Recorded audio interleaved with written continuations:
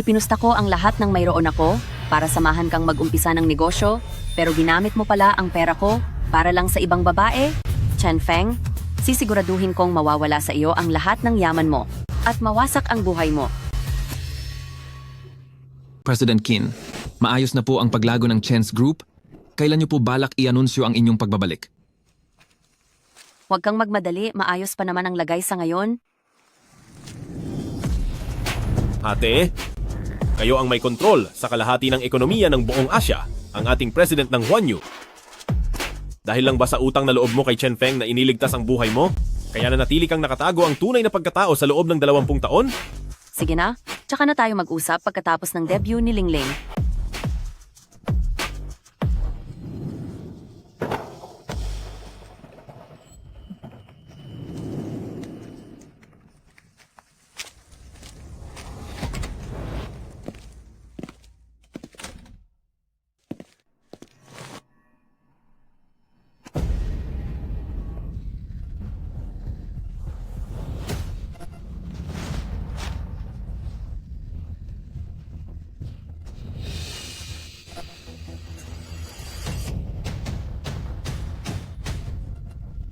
Sa loob ng 3 buwang ito, sobrang nagtiis talaga ako. Sa tuwing kaharap ko ang pangit na babaeng yon, napapapikit na lang ako sa inis. Ganyan pala ang sabi mo. Pero ang totoo, hindi mo pa rin kayang kontrolin ang sarili mo. Araw-araw ko siyang nakikita, pero wala akong magawa. Kailangan ko ring maghanap ng mapaglalabasan ng init ng katawan ko. Sira ka talaga. Kapag lumabas na ang anak natin, tingnan ko lang kung hindi mo siya bibigyan ng pangalan. Tungkol naman sa masamang babaeng yun, maraming taon na rin siyang nagpakasarap sa piling ko. Sulit na siya sa tagal na yon. Kapag isinilang mo na ang anak nating lalaki, paaalisin ko na siya agad-agad.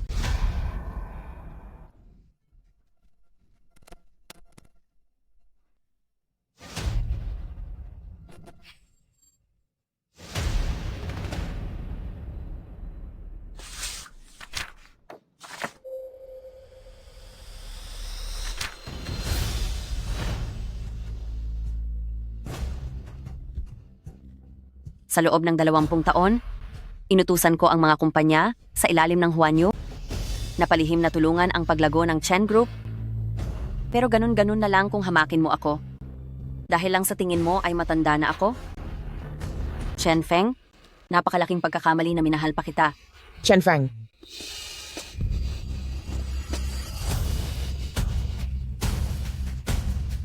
Ma, sinong nagsabi na bumalik ka na rito? Lumayas ka.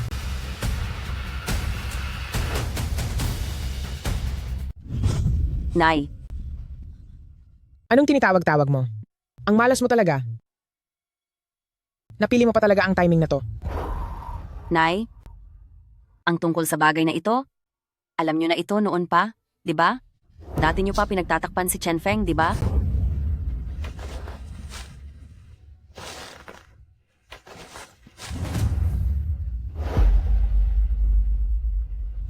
Kung nagawa mo sanang magkaanak ng lalaki, sa tingin mo ba gagawin iyan ng asawa mo? Kasalanan iyan ng sinapupunan mong walang pakinabang. Wala kang ibang dinala kundi malas. Pareho lang ang lalaki at babae. Paano naging malas si Lingling? Wala kang alam. Sa aming nayon, lalaki ang nakakataas, sila ang lahat. Ngayong nag-anak ka ng babae, wala ka ng mukhang ihaharap.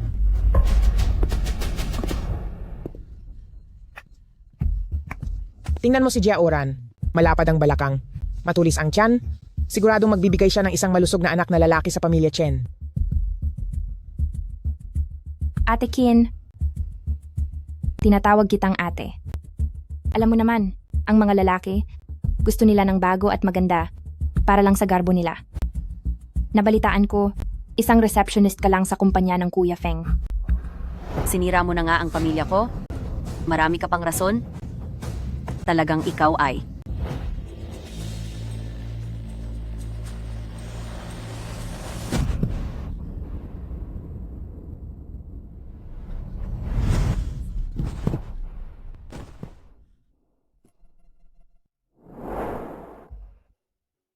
Tama na iyan.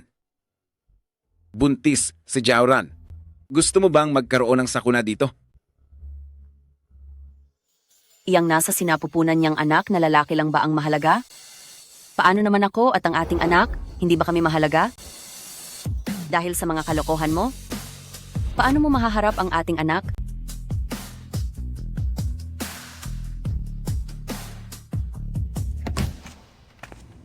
Nay, Tay, nandito na po ako.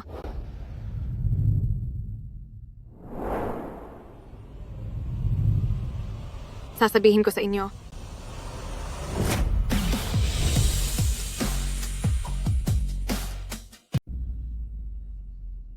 Nay. Nay. Bakit naman biglaan na lang? Maayos lang ako? Anak na babae? Pumasok ka muna sa loob ha? Dati na pong masakit ang bewang ni nanay. Sobra naman po ang ginagawa niyo.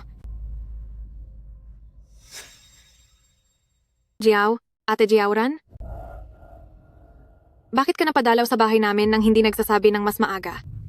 Tungkol ba ito sa asosasyon at may mga importanteng usapin? Nay, makinig po kayo. Si Ate Jiaoran po ang nakatatanda sa amin sa Volunteers Association. Napakabuti niya po sa akin.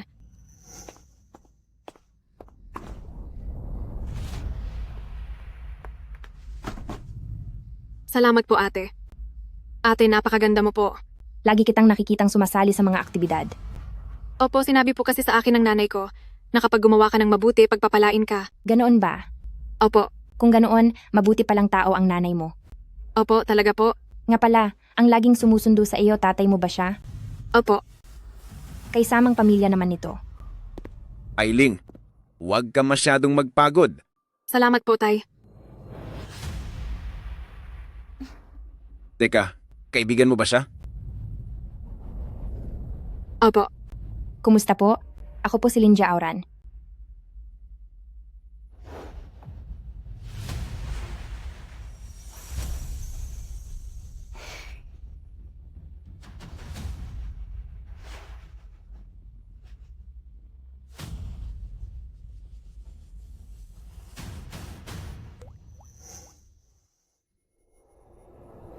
Talagang kawawa ka naman?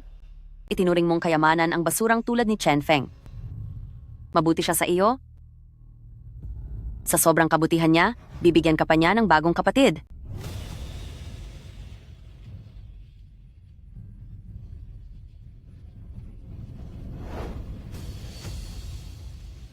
Buting balita dahil bibigyan kita ng isang maliit na kapatid na lalaki.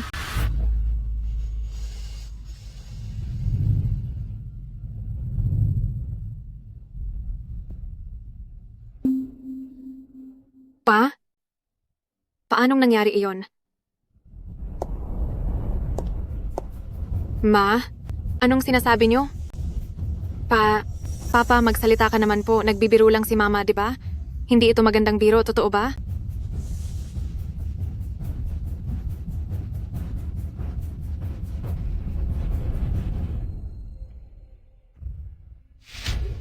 Hindi maaari. Hindi maaari. Ate Jiaoran, sabihin mo sa akin na hindi ito totoo. Sige na, Ate Jiaoran. Nasasaktan ako sa ginagawa mo. Nasasaktan din ang kapatid mo.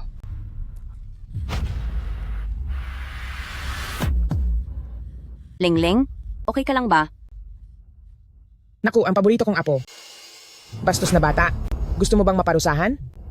Kapag ang apo ko ay napahamak, kahit ang walang silbi mong buhay ay hindi sasapat bilang pambayad. Bakit mo ginagawa iyan sa isang bata? Ma, Dito sa pamilyang ito, kayong dalawang pabigat ay walang karapatang magsalita.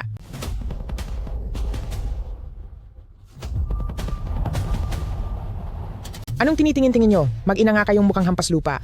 Malaki na ang kumpanya ni Afeng. Dapat noon pa kayong dalawang malat. Pinalayas. Sa tingin niyo ba? Ang kumpanya ni Chen Feng ay uunlad? Kung hindi, dahil kanino?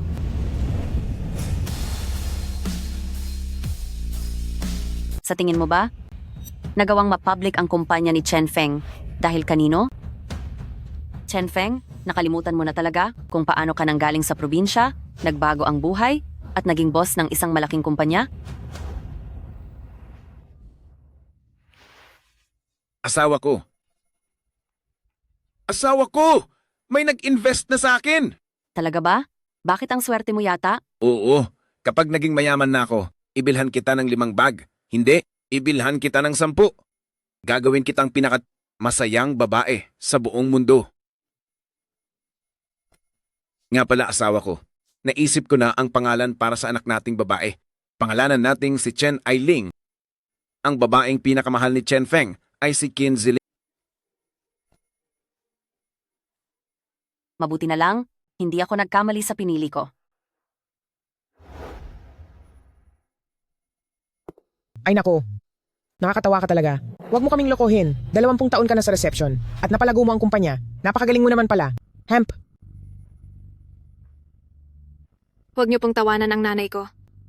Papa, sa mga taong ito, ibinigay ni Mama ang lahat para alagaan ka. At alam mo yan, magsalita ka naman para kay Mama. Bagay ito ng mga matatanda, huwag kang makialam. Pumasok ka sa kwarto at gumawa ng homework. Bitawan mo si Lingling. Ayaw kong umalis, hindi ako naniniwalang hindi mo na mahal si Mama. Bitawan mo si Lingling. Ayaw kong umalis. Bitaw.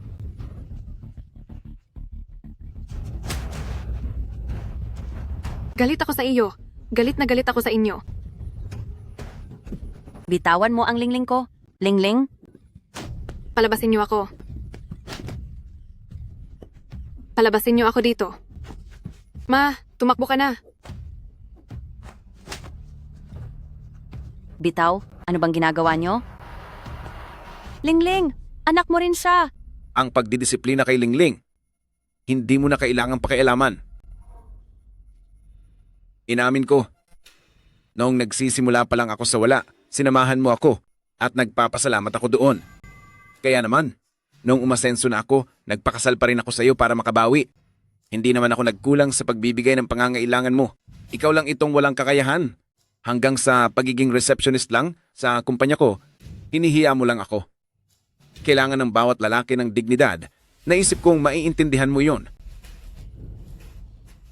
Oo. Mahalaga sa iyo ang dignidad, pero wala kang hiya. Sa dami ng taon na ito, napakarami kong isinakripisyo para sa iyo. Tama na. Bibigyan kita ng $100,000 Sapat na ba? Pumirma ka na? Magtira ka naman ng kahit konting dangal para sa sarili mo.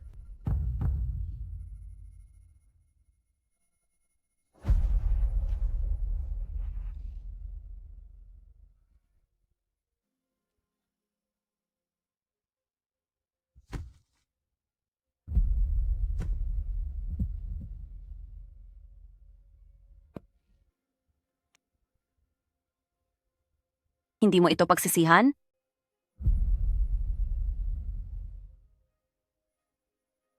Oo.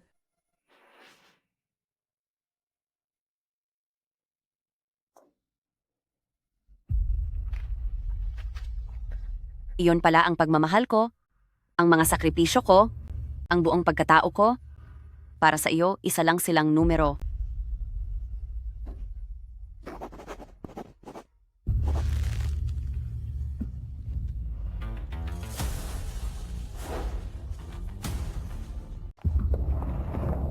Tigil.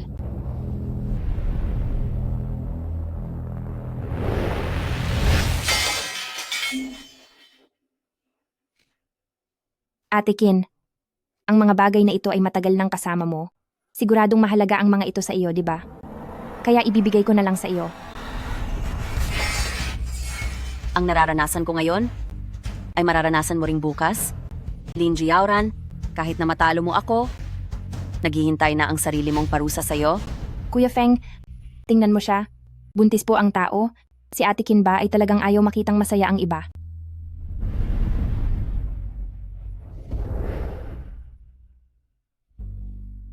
Huwag mo na akong kukulitin ulit. Ang pera, ipadadala ko sa iyo.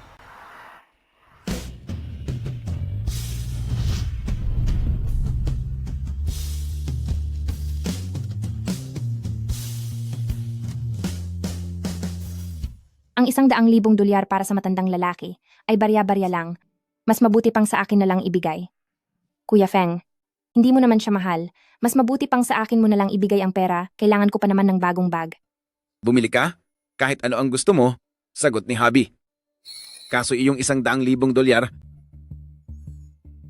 naging asawa ko rin naman siya noon. Matandang walang kwenta. O sige po, alam ko naman na sadyang mabait ka. Gusto kong bilhin ang pinakabagong modelo. Susunod ako sa iyo.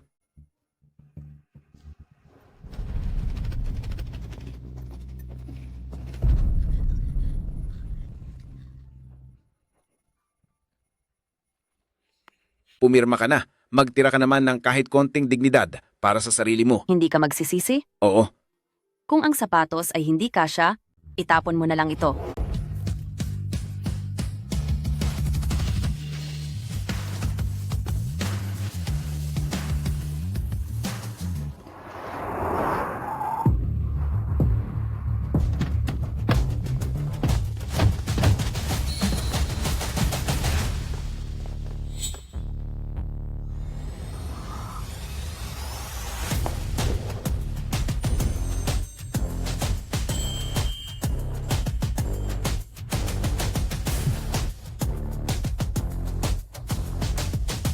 Oh, hindi ba si Ate Kin ito? Ihahatid na kita. President Xi, ilang taon na tayong hindi nagkikita? Natuto ka na ring makipag-close sa akin.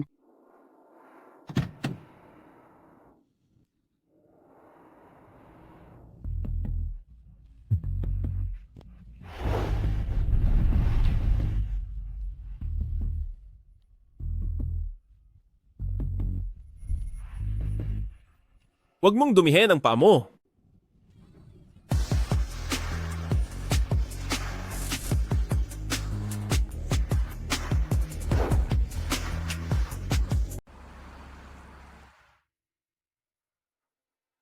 Kailangang maghanap ng paraan para maibalik si Lingling. Siya? Iniisip pa rin ba niya ang pamilyang iyon? Ate Kin, bakit tila may giyerang mangyayari? Hala, itong si Haishi Consortium na anak ng pinakamayaman mula nang itatag niya ang Linghong Group, hindi na niya iginagalang ang matandang amo. Itong babaeng tila talunan, nakuha pang maging malapit ng amo sa kanya. Nakagat lang ng aso. Dapat ay isang asong maingat na inalagaan at pinalaki sa loob ng 20 taon iyon. Chen Feng, nagsisisi na ako.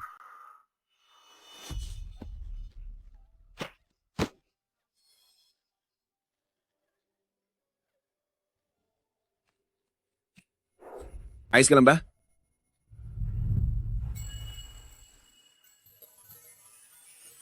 Pakiusap, tulungan mo ako. Parang may oso rito. Halika. Dito na ako lumaki. Walang kahit ano rito, kundi maraming mababangis na hayop. Ang mga karaniwang tao ay laging kinakabahan. Sana ay makatira din ako sa lungsod. Nabalitaan ko, ang mga bahay sa Haishi ay malalaki at magaganda. Ang mga babae roon ay kasing ganda mo. Gusto mong pumunta sa Haishi? Matutulungan kita.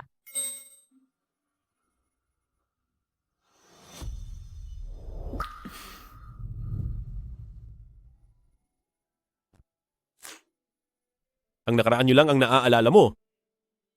Naaalala mo pa ba ang nakaraan nating dalawa?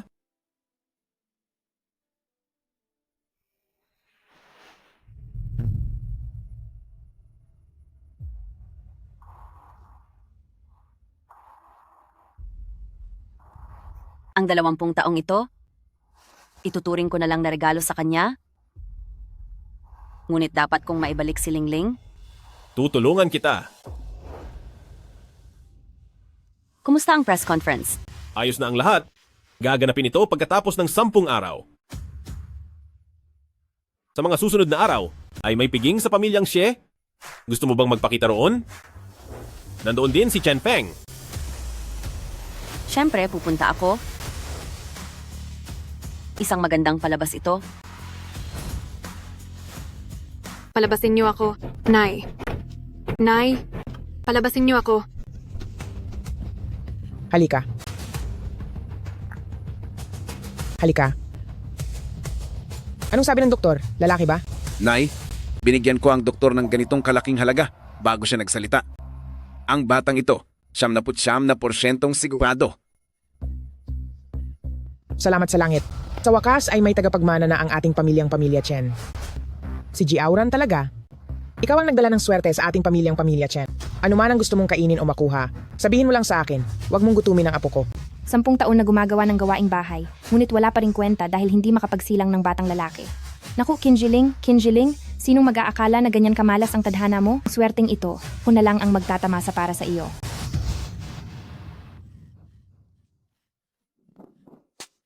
Nay, isama niyo ako.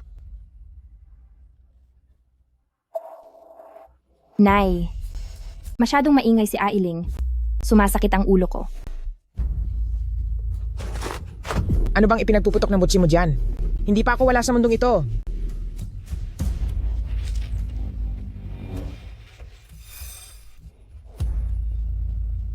Si Afeng. Malaki na ang batang ito. Sa tingin ko ang pagpapaaral sa kanya ay wala namang saysay dahil mag-aasaway naman siya balang araw. Mas mabuti pa na, pakaasali na siya ng maaga para mabawasan ang iniisip, para wala ng sakit sa ulo. Pumayag lang ang lalaking iyon na tanggapin ako sa pintuan ng pamilya Chen nang malaman niyang buntis ako. Hindi ko dapat hayaang magkaroon ng pagkakataon ang matandang babaeng iyon na bumalik dito. Tama po kayo, Kuya Feng. Hanapan siya ng magandang mapapakasalan para magkaroon din ang batang ito ng patutunguhan sa buhay. Ayokong magpakasal, hindi ako magpapakasal. Bakit ko ipapaubaya ang buhay ko sa isang lalaki? Bakit?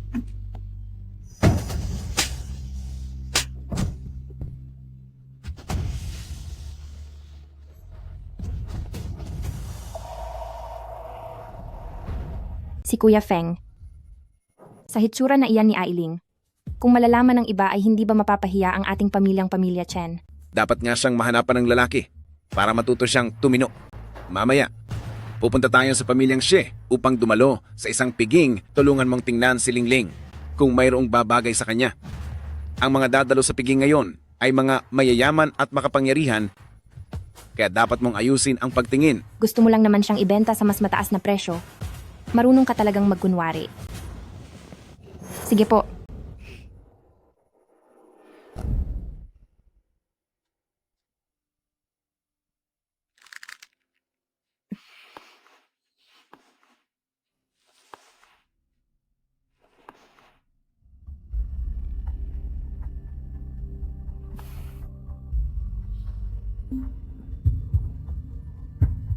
Lingling, 10 pang araw, antayin mo ang nanay mo.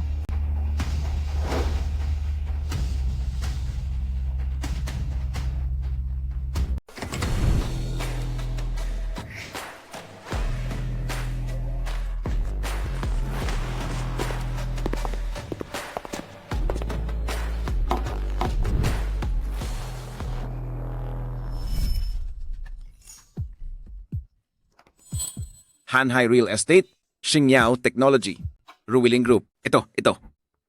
Lahat sila ay mga makapangyarihan.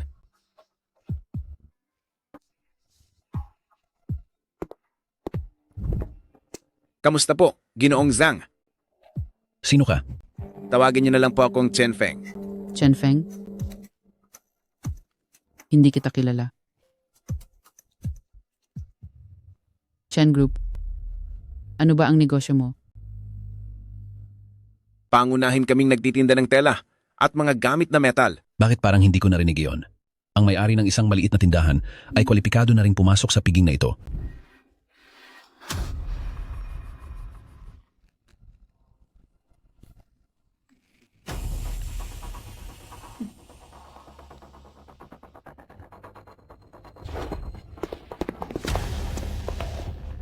Nasasaktan mo ako. Huwag kang maingay. Ang mga taong ito ay walang pakialam at hindi alam ang totoong kakayahan ko. Noong ako ay isa pa lamang maliit na boss noon, ay nakatanggap ako ng $1 bilyong na pamumuhunan. Sino ba kayo sa akala nyo? 1 bilyon?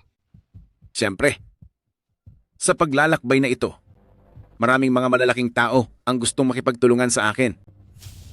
ang mga bastos na taong ito kapag nakarating na ako sa mas mataas na posisyon. Laluhod silang lahat habang nakikipag-usap sa akin. Hump. Oo nga, Kuya Feng. Kuya Feng, maganda ang magiging kinabukasan mo.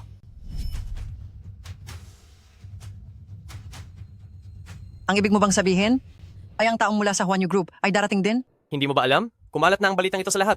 Ang taong iyon ay 20 taon na ang nakakalipas mula nang huling magpakita. Batay sa impluensya ng Huanyu Group sa ekonomiya ng mundo, sa pagpapakitang ito, ang mundo ng negosyo ay tiyak na magkakagulo muli. Tama ka.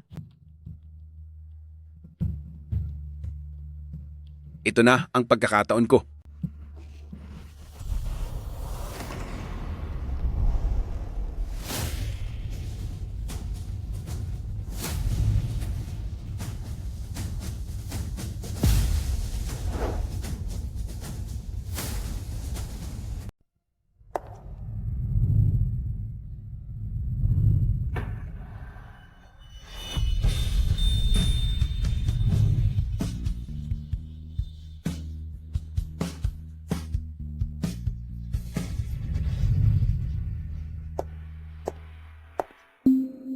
Asawa ko?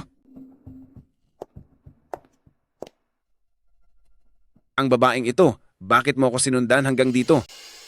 Sa pag-upa ng gown na iyan, siguradong gumastos ka ng malaki, di ba? Lugar mo ba tong pinuntahan mo? Sinundan mo ako rito? Anong balak mong gawin? Hindi dapat ako naririto? Bakit? Ikaw ba dapat? Tingnan mo nga yung itsura mong taga-probinsya. Simula pa noong ipinanganak ka, ay baduy ka na. Pumasok ka na lang bigla rito. At wala man lang guard na humarang sa'yo. Taga-probinsya. Si Qin Jiling ay dati ko lang namang asawa si Chen Feng na iniwan ko.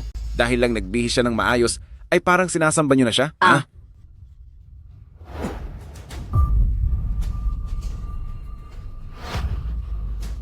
Tayong dalawa? Ay wala nang anumang ugnayan? Huwag kang magpumilit kung ayaw mong mapahiya. Walang ugnayan? Hemp, kung wala ay bakit mo ako sinundan sa piging na ito? Kung walang ugnayan, bakit ka umupa ng napakamahal na damit? Qin Ziling, huwag mo namang pairalin ang pagiging makapal ang mukha mo.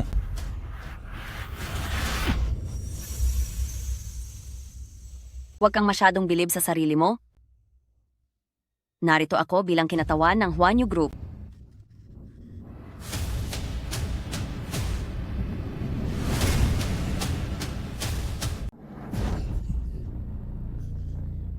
Bago ka magsinungaling, tingnan mo muna ang sarili mo sa salamin. Ikaw, kinakatawan mo ang Huanyu Group? Akala mo ba CEO ka? Anong nangyayari? Paano kung sabihin kong, ako nga siya? Bakit nananakit agad siya? Hindi ba pwedeng makipag-usap ng maayos? Kawawa naman ang asawa ng lalaking ito. Wala akong pakialam sa posisyon, maging boss ka man o sino. Habang asawa pa kita at parurusahan kita, dapat may itong tanggapin. Matagal na tayong divorced? Sino ang nagbigay sa'yo ng karapatan na kausapin ako ng ganyan?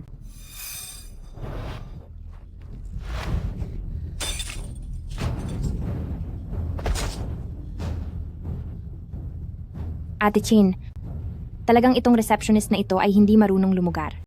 Nakapasok ka na nga rito ng walang paalam, hindi mo pa ginalingan ang pagpapanggap mo. Wala ka man lang kahit isang mamahaling alahas sa katawan mo, pero nangangahas kang magpanggap bilang CEO ng Huanyu Group. Mukhang nasilaw ka na talaga sa pera. Chen Feng, hindi ko akalain na isa ka palang masamang tao. Sigurado akong ang tunay na CEO ng Huanyu Group ay ayaw ding mapagpanggap ng taong tulad mo. Ako na lang siguro ang magbibigay ng leksyon sa iyo. Teka, hindi ba ito ang singsing ng CEO ng Huanyu Group? Sa loob ng 20 taon, ang tanging beses na nagpakita siya, isang kamay lang ang nakita. At sa kamay na iyon, ay ang singsing na ito. President Qin po, Tapusin na sila.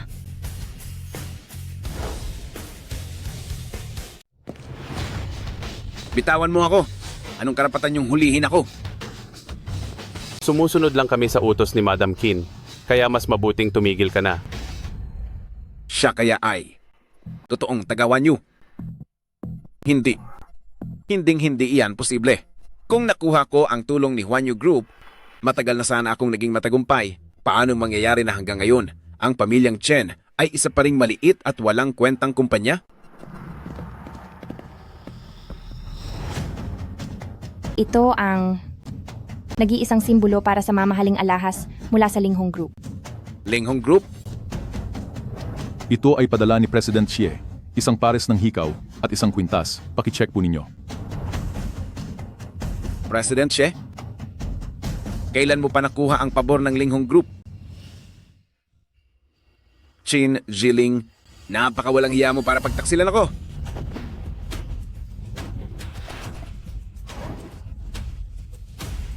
Hindi ko pa nakita dati sa kahit anong handaan itong si Madam Qin. Posible kaya na? Hindi nyo ba siya kilala? Kilala ko siya. Qin Jiling, ikinasal tayo ng 20 taon. Tapos ngayon ay kumakapit ka sa kung kani-kanino at lakas ng loob mong magpakilala bilang boss ng Huanyu Group. Talagang napakakapal ng mukha mong masamang babae ka.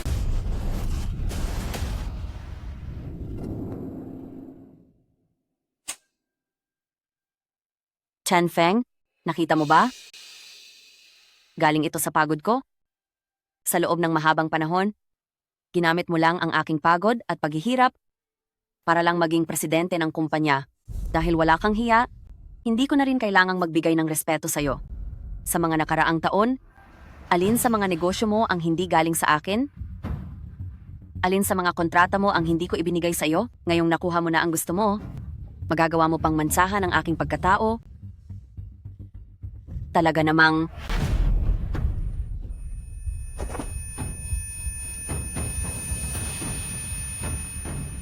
Sana ay hindi na lang kita nakilala pa kailanman.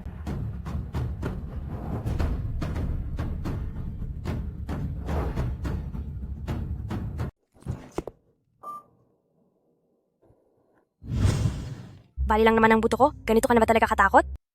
Ngayon lang may nagmalasakit sa akin ng ganito. Ate, patawad po. Hindi ko dapat ginawa yung biro. Hindi dapat ako ang dahilan kung bakit ka na-disgrasya sa sasakyan.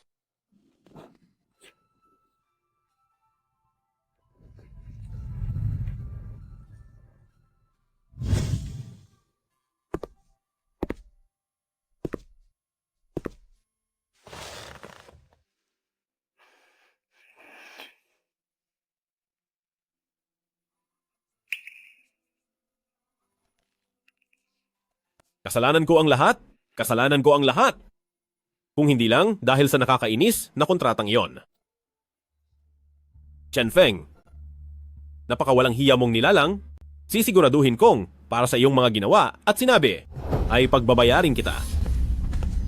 Kamag-anak ni Qin Jiling, pumunta na po rito para magbayad ng hospital bill. Papunta na po.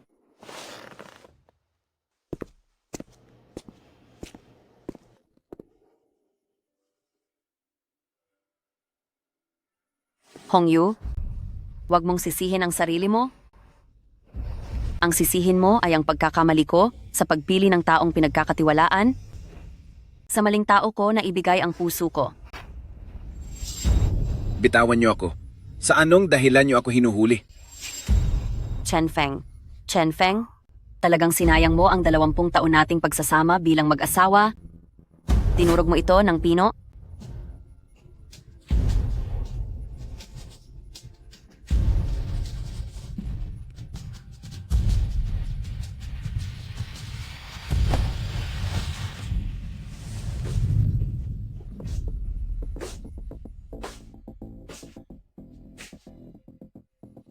Walong araw na lang, pagkatapos kong masundo si Lingling, ang nakaraan nating dalawa, ay tuluyan ko nang puputulin. Qin Jiling.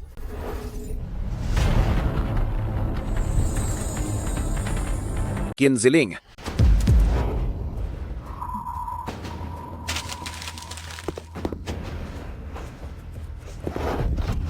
Huwag kang umalis.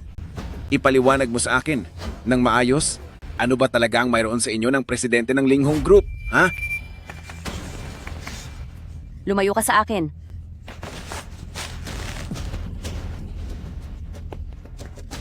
Ipaliwanag mo sa akin ang lahat. Huwag mo akong pilitin. Nasaktan ka rito. Anong nangyayari rito? Nandoon ang asawa mo, pero bakit ka nang babastos ng ibang babae? Ano bang ginagawa mo? Wala kang pakialam, asawa ko siya. Kuya Feng, Buntis na iyong tao, at may gana ka pang sabihing asawa mo siya? Baliw ka yata, umalis ka nga riyan. Buntis? Buntis ka? Kailan ka pa nabuntis? Asawa mo ba talaga siya? 2 buwan na siyang buntis at hindi mo alam. Medyo may edad na siya para magbuntis. At hindi pa maayos ang lagay ng bata. Sa tingin ko, mas mabuti pang pumunta ka sa taas sa psychiatry at patingnan ang utak mo. Kuya Feng, ibig sabihin 2 buwan na ang nakakaraan ng niloloko ka na niya. Papayag ka ba sa ganito? Walang hiya ka. May dinadala kang anak ng iba, tapos ako ang gagawin mong ama. Tatantanan kita. Bitawan mo ako? Hindi totoo iyan. Papabagsakin kita. Hayop ka. Napakabagsik naman ng lalaking iyan.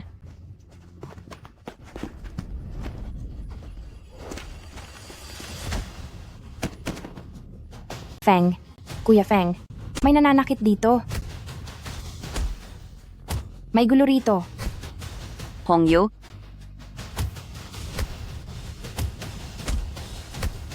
Hongyu.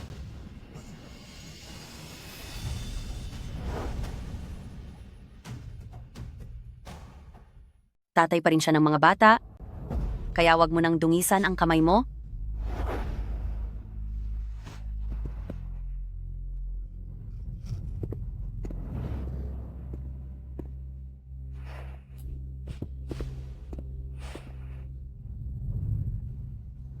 Lahat kayo? Ang lalaking ito na nakahiga sa sahig ay ang tatay ng mga anak ko. Sa loob ng maraming taon, inilaan ko ang buhay ko sa gawaing bahay hanggang sa mawala na ang ganda ko. Pero ano ang ginawa niya? Humanap pa siya ng bata at magandang babae at sa mismong bahay pa namin, sa mismong kama namin sila nagloko. Kaya naman pala. Ganoon pala ang nangyari. Walang hiya ang lalaking ito, ang kapal ng mukha. May tiyahin ako na kasing edad lang ng ale na ito tuwing maiisip ko na baka dumaranas din siya ng ganitong klaseng buhay. Ako ay, Buntis pa si mama noon nang lokohin siya? Galit na galit ako sa masamang lalaking iyon. Ano bang alam nyo? Isa ka lang namang may bahay. Siyempre, pipili ako ng mas mainam. Iyon ang natural na takbo ng buhay. Anong mali sa ginawa ko? Ikaw? Hongyu, huwag kang lumapit. Ano bang balak mong gawin? Alis na tayo?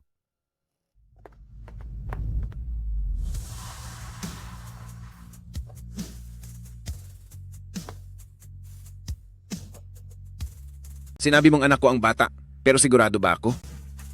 Ayaw mo pang magpaliwanag? Walang hiya ka? Baka matagal ka na ring may kalaguyo? Kuya Feng, Alis,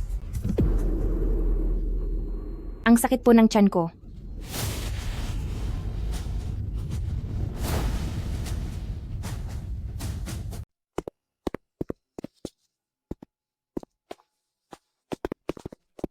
Doktor, ang batang ito hindi pwedeng may mangyaring masama sa kanya.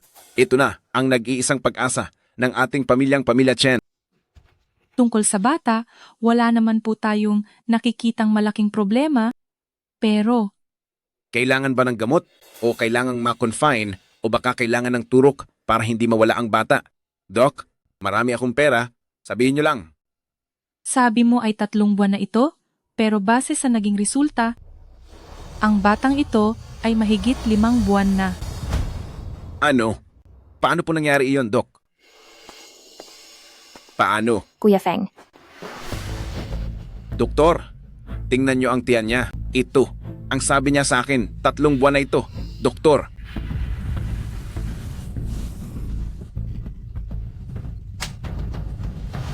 Limang buwan ang nakakalipas. Noong nasingit ka sa paglalasing, nakalimutan mo na ba ang lahat?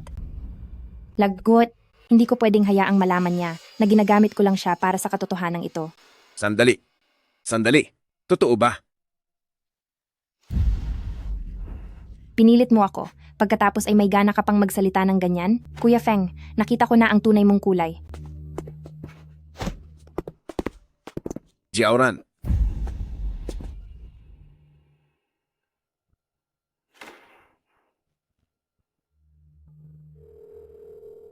Jiaoran. Patawad. Nalito lang ako saglit. Babawi ako sa'yo? Magsusorry ako? Okay ba? I-transfer mo ang 500,000 dolyar sa card ko. Hindi dapat kulang kahit isang kusing.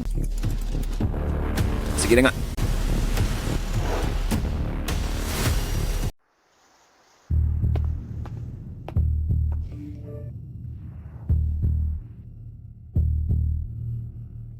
Itong matandang lalaki ay talagang nakakayamot.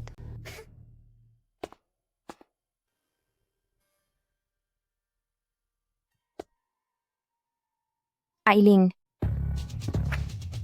ano ang tinatago mo? Ipakita mo kaya kay ate, ayos ba? Lumabas ka. Wala akong ate na katulad mo. Ailing, pumarito si ate para protektahan ka. Nitong mga nakaraang araw, umakyat ka sa pader, tumalon sa bintana. Ginawa mo na ang lahat ng paraan. Kung hindi ka bibisitahin ni ate, aakalain niya na may masamang nangyari na sa iyo. Huwag ka nang magpanggap dito.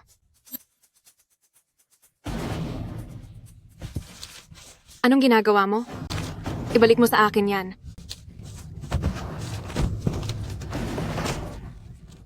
Tinitingnan mo ang nanay mo?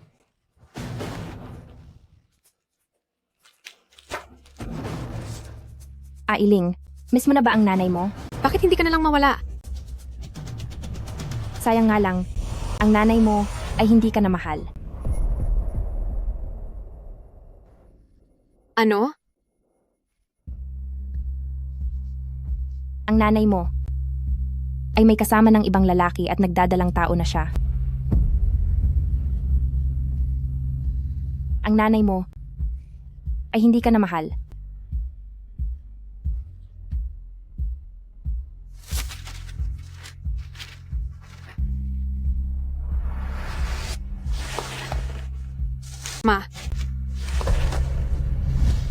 Ma, mahal mo pa ako, di ba? Ma? Mahal mo pa rin ako, di ba?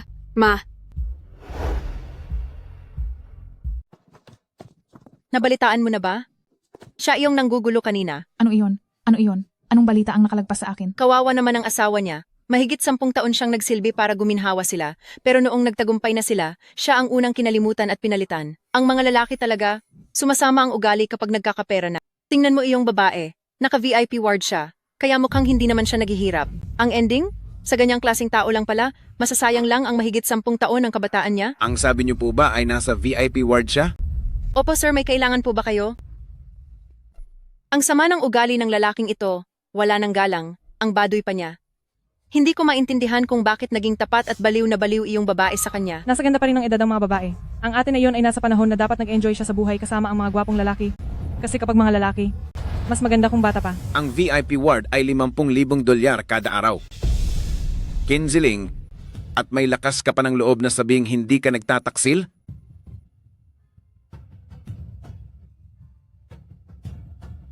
Tutulungan sana kita sa pera, pero mukhang bata man o matanda, hindi na talaga magbabago ang ugali mong mapang-akit sa iba. Naglakas loob ka pa akong lokohin. Lagot ka sa akin.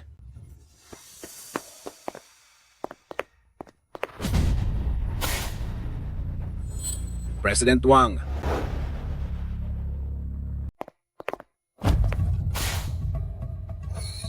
President Wang. Paumanhin po, President Wang. Nakapagtataka, bago itong si President Wang ay tinutulungan ako sa lahat ng bagay, isinasama niya ako sa malalaking transaksyon, pero kamakailan lang, bigla na lang niyang hindi sinasagot ang mga tawag ko. Inaasam ko, may nagawa ba akong mali sa kanya? President Wang, kailan po kayo libre? Para maipalibre ko naman po kayo ng hapunan. Paglipat ng sapi, ang mga kumpanya ni President Wang, kahit ang kalingkingan lang niya ay mas malaki pa sa akin, ibig sabihin ba nito ay, President Wang, kamakailan, ang negosyo sa lupa ay talagang mabilis ang pag-angat. Tingnan niyo po ang sa akin. May gagawin pa ako? Una na ako.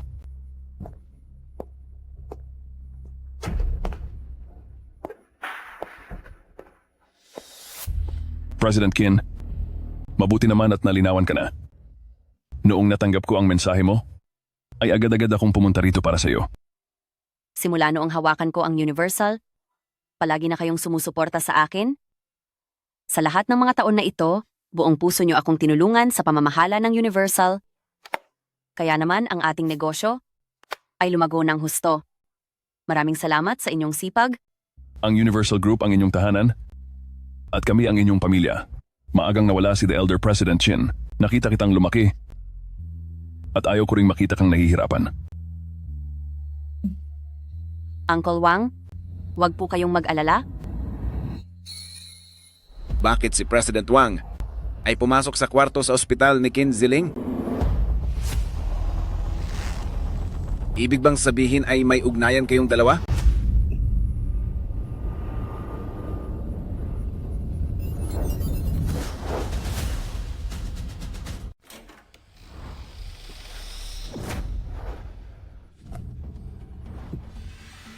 Bakit ka pa narito? Parang naiintindihan ko na kung bakit ang CEO ng Linghong Group ay mahilig sa ganito. Pinapayuhan kitang ayusin ang pananalita mo. Kung hindi lang dahil sa respeto ko kay Ate Qin, hinding-hindi ka makakaalis ng buhay sa ospital na ito ngayon. Ayusin? Dala ng babaeng ito ang anak mo. Tapos, sasabihan mo akong ayusin ang pananalita ko? Anak, hindi ba sa iyo yon? Ano? Bakit nandito ka pa rin? President Qin, Wanyu Group, hindi ko alam kung gaano karaming hirap ang ginawa para lang mapaupo sa pwesto ang tangang na si Chen Feng. Huwag niyo sanang mamasamain ang sasabihin ko. Pero ang taong iyan, habang buhay na, pangmaliit na negosyante lang ang kapalaran. Sa ngayon, ang gusto ko lang ay ang bilisang maiuwi si Lingling.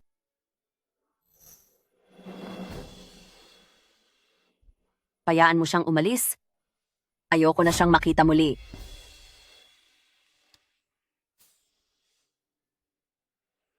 Anak ko, hindi tamang panahon ang pagdating mo, pero hindi kaya ng loob ni Mama na mawala ka.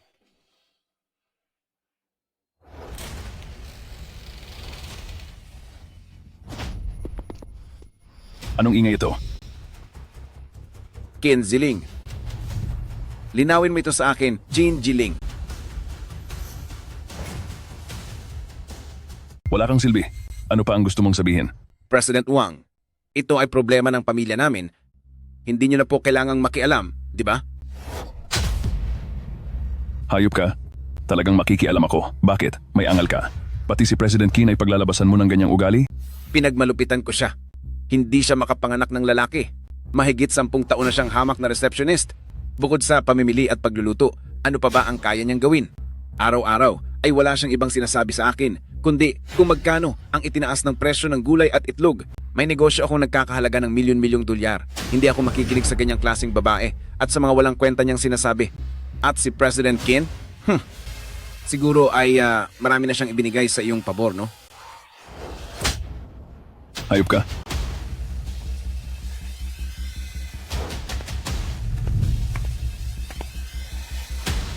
Qin Z.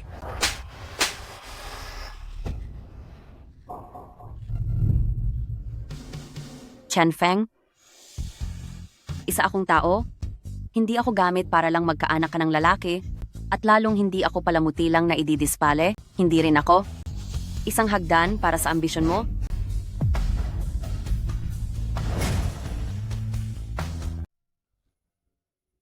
Bakit ka lumabas? Kaya na namin ito ni Uncle Wang.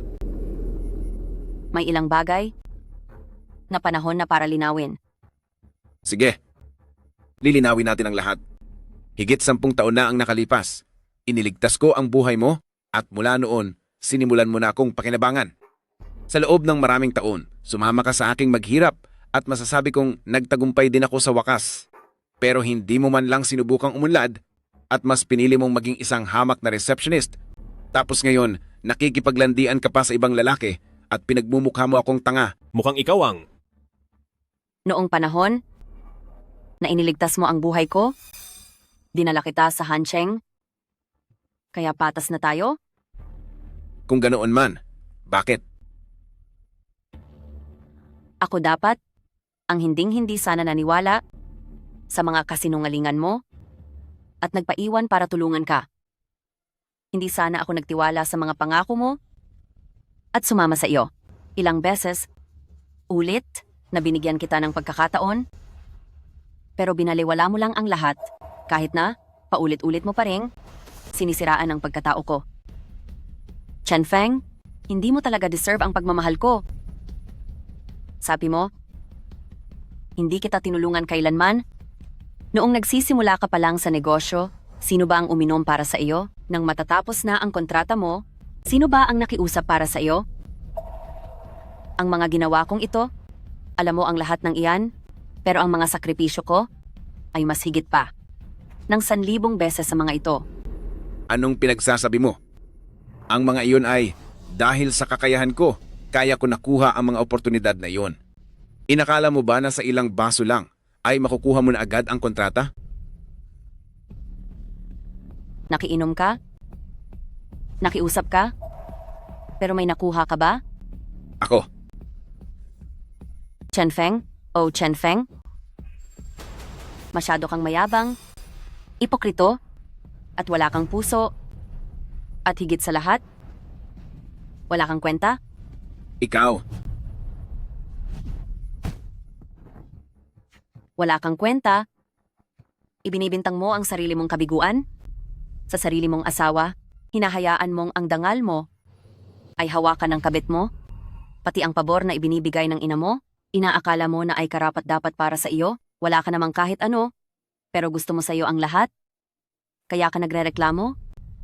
At nagagalit? At itinuturing ang lahat ng tao bilang gamit lang? Chen Feng, pagkatapos nating mag-divorce, hindi na naging maganda ang takbo ng Chen Group? Hindi ba?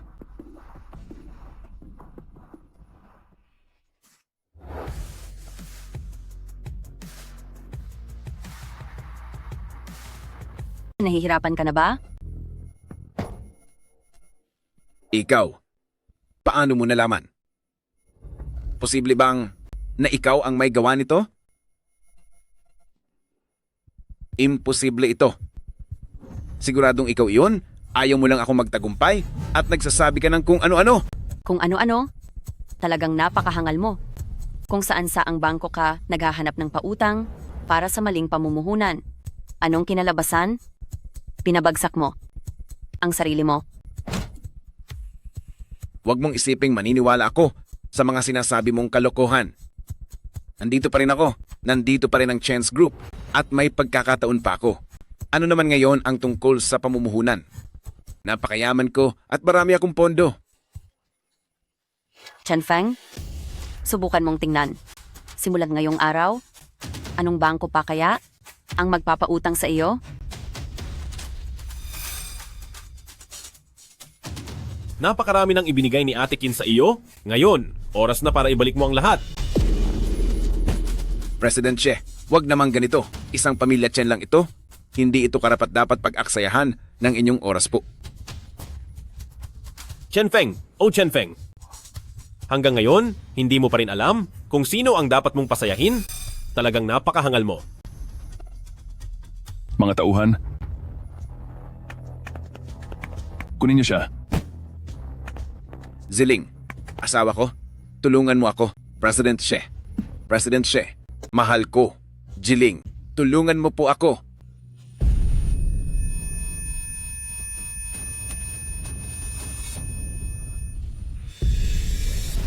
Jiling.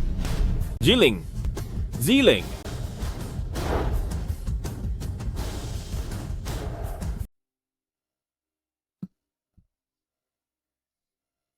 Ate, para sa ganyang klase ng masamang tao, hindi sulit na saktan ang iyong sarili sa galit. Noon, umaasa lang ako na magbabago siya, na magagawa niyang pakitunguhan ako at si Ailing ng mabuti. Ngayon, ituturing ko na wala na siya sa buhay ko. Simula ngayon, hinding-hindi na ako kay Chen Feng, mangungulila kahit kaunti. Huan Yu, hindi na rin ako magbibigay sa pamilya Chen. ng kahit kaunting tulong. Bukod doon, babawiin ko si Eiling at ang lahat ng nararapat sa akin ay kukunin ko lahat. President Qin, sa isang sabi mo lang, si Chen Feng po ay kahit isang kontrata ay walang makukuha. Pagbalik po ng mga direktor, mababawi niyo na ang inyong mga share. Ang batang iyang si Chen Feng ay hinding-hindi na muling manggangahas na hamakin kayo. Kung hindi po dahil sa inyo, ang walang kwentang si Chen Feng ay imposibleng makaupo sa posisyong iyan. Pabalikin mo sila ng maaga? Magdidiriwang na si Ailing ng kanyang panlabing 8 kaarawan. Gusto ko ang kanyang debut ay walang kahit anong pagsisisi. Sige po, ako na ang bahala.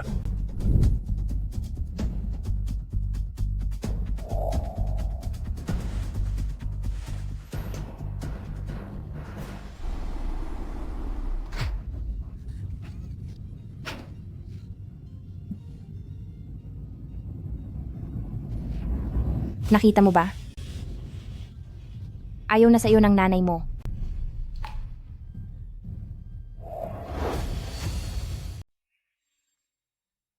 Basta masaya siya. Sapat na iyon. Ano? Kahit wala ako, wala itong problema. Basta't maging masaya siya. May sakit ka ba sa utak?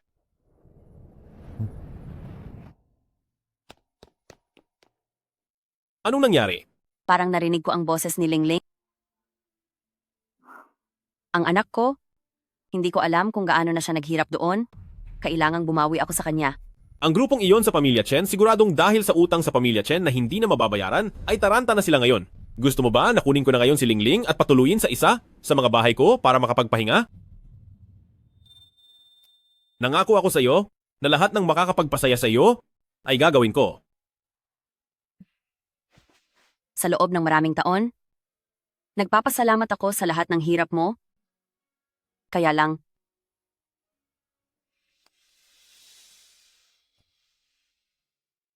Jiling, gusto lang kitang pasayahin.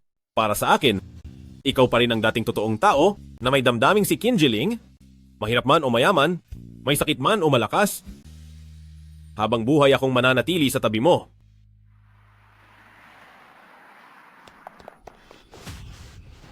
Ayos lang ba ang isip mo? Nanay mo iyon. Iniwan ka na ng nanay mo. Naalala ko na. Iniwan ka ng nanay mo dati. Sumama siya sa ibang lalaki, di ba?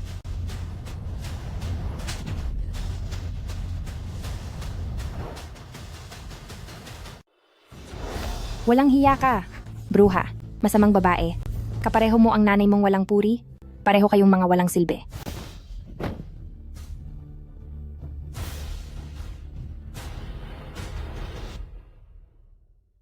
Ate Jiauran, nagmahal at nasaktan ng nanay ko. Habang ikaw naman ay naging instrumento lang para magkaanak ng lalaki ang matandang yon. Ngayong wala ka ng anak na lalaki, wala ka na ring natitira sa sarili mo, ni hindi ka na mukhang tao? Wala ka man lang sariling pagkatao. Walang hiya ka talaga. Kahit ano pang sabihin mo, ipapakasal pa rin kita. At hindi nakakailanganin ang dila mong yan. Paparusahan ko ang madaldal mong bibig.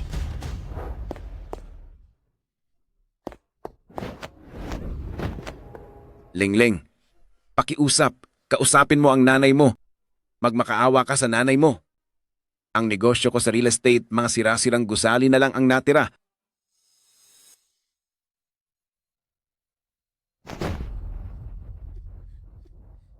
Ang mga gusali. Kailangang maibenta ko ang aking mga gusali ng mabilisan. Anong nawala? Kuya Feng, linawin mo ang sinasabi mo. Magsalita ka. Ang pera. Ang pera ko. Alam mo ba kung gaano karami ang pera? Sa loob lang ng isang saglit, ang market value ng kumpanya ko ay nalugi na ng $5 milyong. Paano itong mangyayari? Kuya Feng, hindi mo hahayaang ako at ang anak natin ay maghirap, hindi ba? Ikaw ang may kasalanan. Lahat ng ito dahil sa iyo. Kasalanan mo ang lahat. Kung naging lalaki ka lang sana, hindi ito mangyayari. Kasalanan mo ang lahat. Magsalita ka, Ailing. Napipi ka na ba? Bitiwan mo ang kamay niya.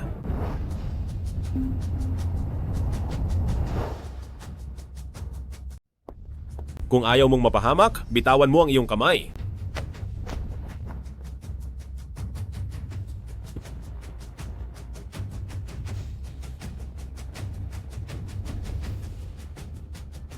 Saan mo naman balak dalhin ang aking anak? Anak mo siya? Akala ko pa naman ay magkaaway kayo.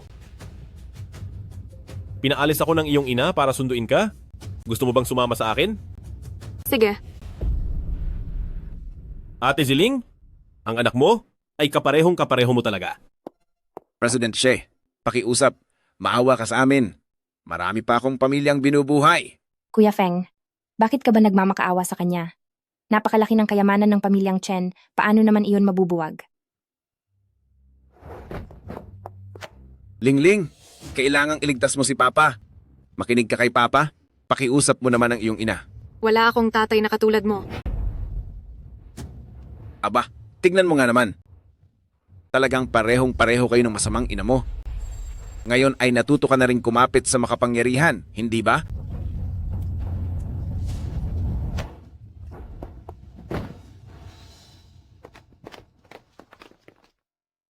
Chen Ailing, kadugo kita. At pagkatapos mo akong tinalikuran, ano sa tingin mo ang halaga mo? Napakabilis mo namang malito. Sa tingin mo ba ang batang iyan ay may magagawa pa? Kapag nanganak na si Lin Jiaoran ng isang lalaki, higit na magiging kapaki-pakinabang iyon kaysa sa kanya. Huwag mo nang isipin siya at ang kaniyang walang silbing ina.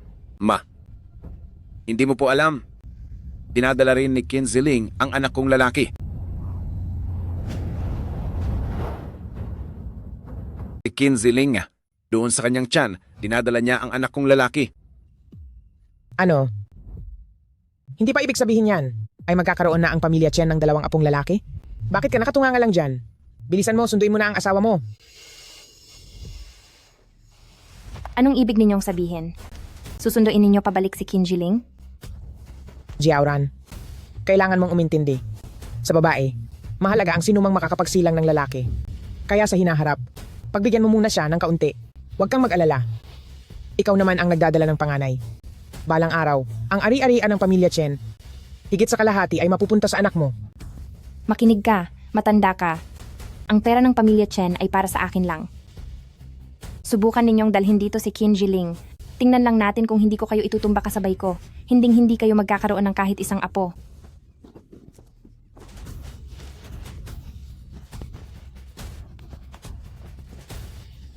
Huwag kang mag-eskandalo.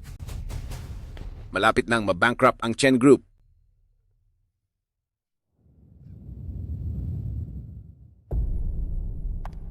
Anong sabi mo? Ulitin mo nga ang sinabi mo. Mababankrupt na ang pamilya Chen. Bakit kayo nakatingin sa akin? Ituloy nyo lang. Afeng, matanda na ang mama mo. Hindi ko maintindihan. Ang Chen Group, bagsak na. Wala na tayong pera. Tayong lahat ay mawawala na. Malinaw na ba?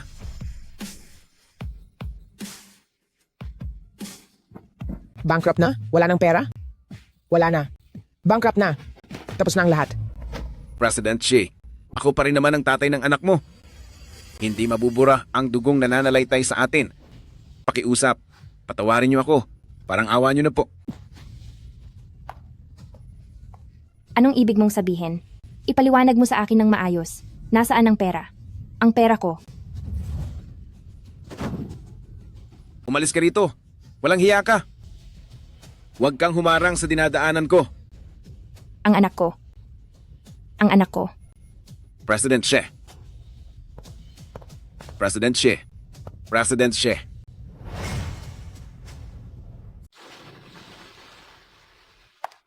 Salamat sa Diyos. Salamat sa Diyos. Salamat sa Diyos. Salamat sa Diyos.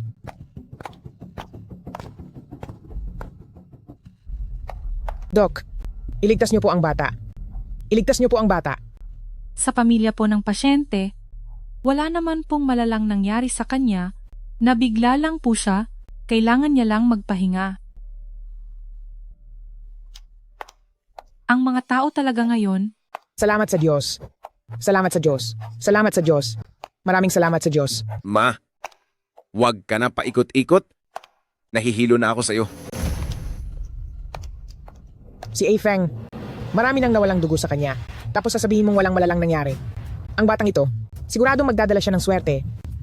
Tiyak na poprotektahan niya ang ating pamilya, Chen. Swerte mo, mukha mo. Siya. Ginoong Chen, ito po ang inyong imbitasyon. Wala naman akong balak. Nasaan siya?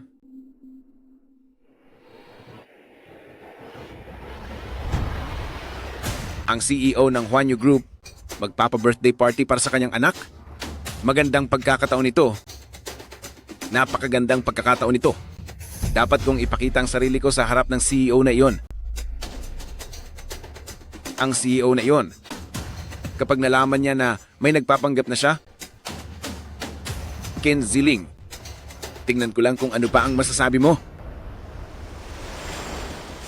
CEO, naibigay na po ang imbitasyon. Sige, umalis ka na.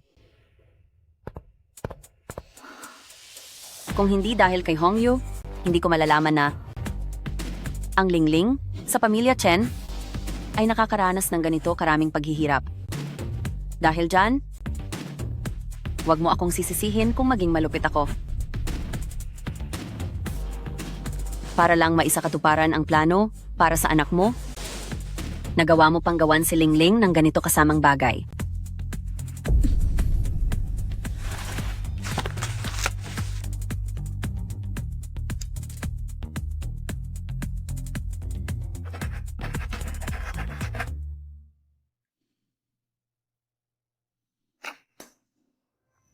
Chen Feng, ipapakita ko sa iyo kung paano ka ng anak na minamaliit mo, matatalo at papahiyain ng tuluyan.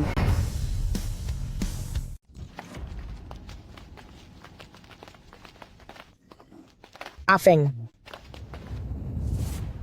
hindi pa kailanman nakakita si nanay ng ganito kalaking pagtitipon.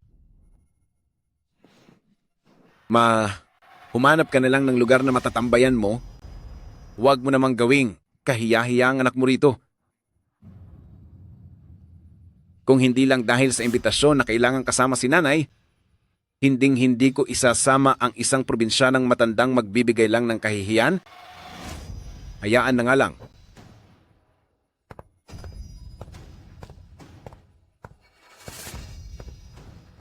Boss Chen, pwede po ba tayong mag-usap?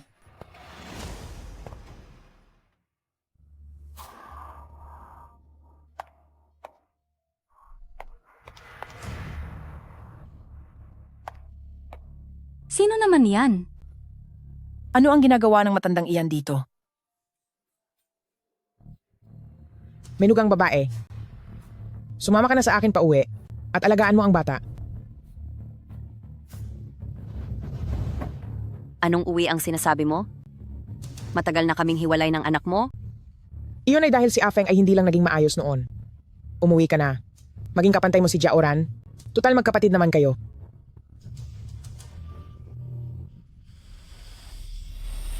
Anong tinatawa-tawa nyo? Ang dinadala niya sa sinapupunan ay anak ni Pamilya Chen. Habang buhay siyang magiging tao ni Pamilya Chen. Siya ang presidente ng Huanyu Group. Sa tingin niyo ba aasa siya sa isang maliit at hindi kilalang pamilya ni Pamilya Chen? Sinasabi ko sa inyo, kung makakalapit kayo sa Huanyu Group, napakaswerte na ng pamilya nyo. Anong presidente? Ginagawa niya lang ito para pabalikin at magmakaawa ang anak ko. Mamaya kapag pumunta na rito si Afeng, para humingi ng paumanhin sa iyo, huwag mo nang subukang. Pahiyaan ang biyenan mo. Ang ipakilala ka sa presidente ng Huanyu Group ay hindi naman mahirap. Pero paano naman ang magiging pakinabang ko? Naiintindihan ko po. Sabihin niyo lang ang inyong kondisyon.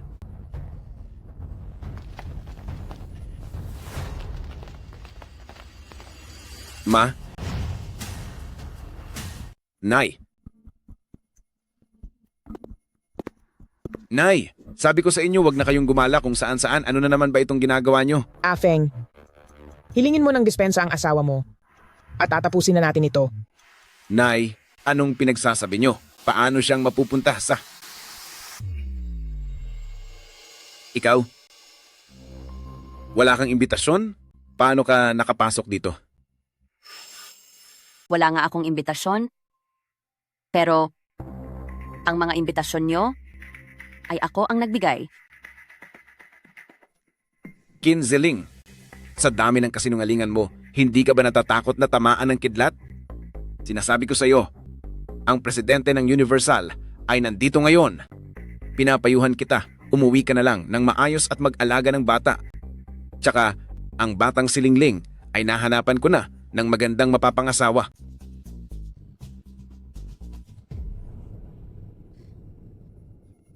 Kayo. President Kim, ano pong ginagawa niyo? Hindi ba't sabi mo ipakikilala kita sa kaniya? Huwag kang maging manhid.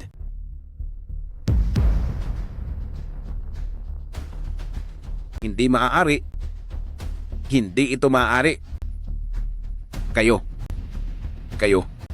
Nagkakuntsaba ba kayong lahat? Pinaglalaruan niyo ba ako? Paano kang magiging presidente ng Universal Group? Ikaw.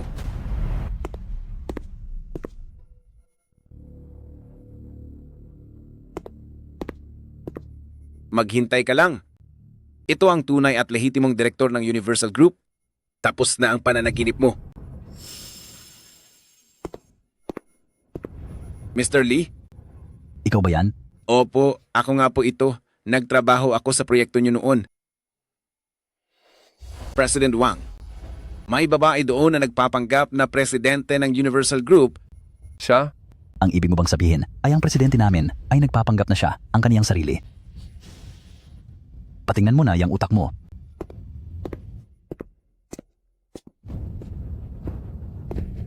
Ito ay...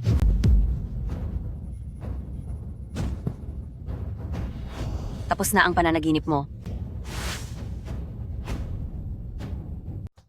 Totoo pala ang mga sinasabi mo. Ikaw pala talaga ang presidente ng Wanyu Group. Paano naman ang apo naming mga Chen? Kumusta na ang pasaway na si Ailing? Ang anak ng mga Kin, anong kinalaman niyo sa kaniya? Kahit marami kang pera, hindi ako hanga sa iyo. Nasa sinapupunan pa ni Jaura ng aming apo. Kung ayaw mo kaming bigyan, hindi rin kami interesado sa iyo. Afeng, tara na. Hay naku, ang tanga mo namang anak. Basta mayaman ka, makakakuha ka ng maraming anak, di ba? Bakit mo pa kailangang ipagpilitan ang sarili mo sa kinjiling na iyan? Halika na. Tara na. Hindi ko pwedeng mawala ang Wanyu Group. Hindi ko pwedeng mawala ang pamilya Kin. Hindi. Ziling. Pakiusap, bigyan mo pa ako ng pagkakataon. Hayaan mong alagaan ko ang ating anak. Aalagaan ko si Lingling. Hindi pwedeng mawalan ng ama si Lingling. Chanfeng, sa tingin mo ba si Lingling ay isa lamang gamit para sa iyo?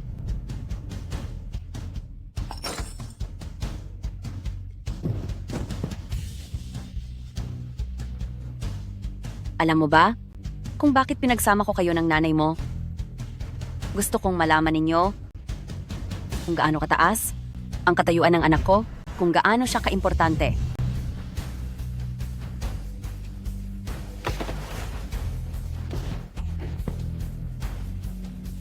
Anak ko rin si Lingling. Mahal ko rin siya. Sinungaling ka?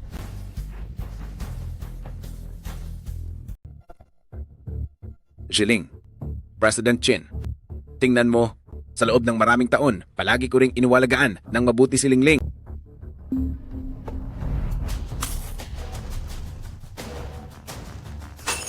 Inalagaan si Lingling? Kinulong mo siya sa bahay? Hindi mo siya pinapasok sa paaralan?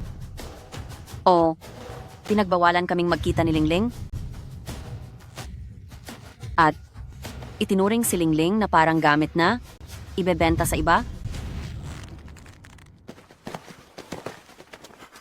Ziling, mali ako. Kasalanan ko. Nawala ako sa sarili. Nagmamakaawa lang ako na mapatawad niyo ako ni Lingling. Hayaan niyo na akong makita ang anak ko. Hayaan niyo akong masaksihan ang kapanganakan ng bata. Kung hindi ako ang presidente ng Huanyu Group, siguro ay hindi mo sasabihin ang mga ganyang bagay. Masamang babae. Kailan ka pa naging ganyan kahirap lokohin? Hindi. Ziling, lagi ko kayong minamahal ni Lingling. Dahil ito sa Lin Jiaoran. Nanay ko iyon. Sisihin mo ang nanay ko. Sinasabi ko sa iyo, naidetalye na sa akin ni Lingling ang lahat ng mga pang-aaping naranasan niya sa pamilya Chen ng malinaw na malinaw. Pinapayuhan kita. Huwag ka nang magmalinis pa rito.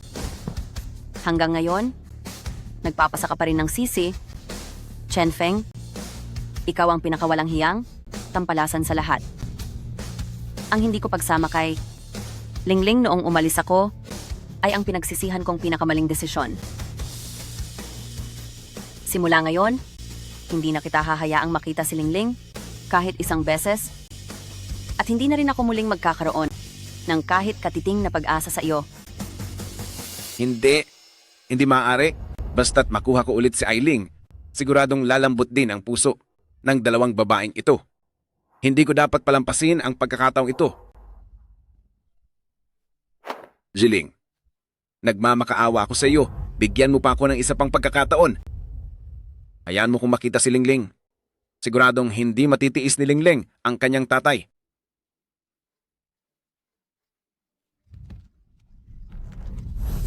Umalis ka na.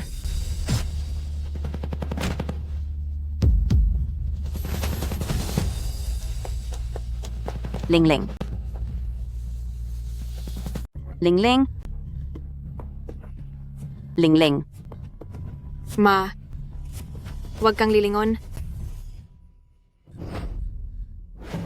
Lingling, paparating na ang ambulansya. Kapit lang. Pakiusap. Lumaban ka. Imbestigahan nyo ng mabuti. Opo. Lingling. Umalis ka. Huwag mong hahawakan si Lingling ko. Ikaw ba? Ikaw ba ang may gustong manakit sa anak kong si Lingling? Anak ko rin si Lingling. Gaano man ako kasama, hindi ko siya magagawang saktan.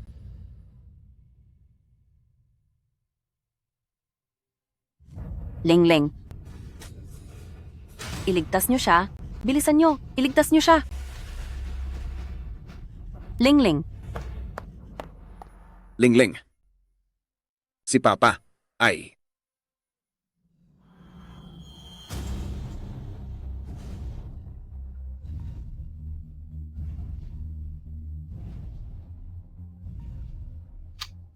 Masyadong maraming dugo ang nawala sa kaniya.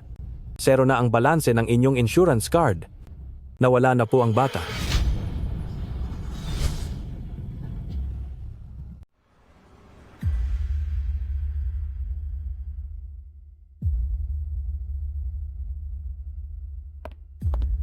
President Qin, maraming mantsa sa ikatlong palapag, ipinadala na ang sample para masuri. Kaso sa pagkumpara ng gene, kailangan pa ng oras. Imbestigahan mong mabuti ang lahat ng naririto. Sige po, President Qin.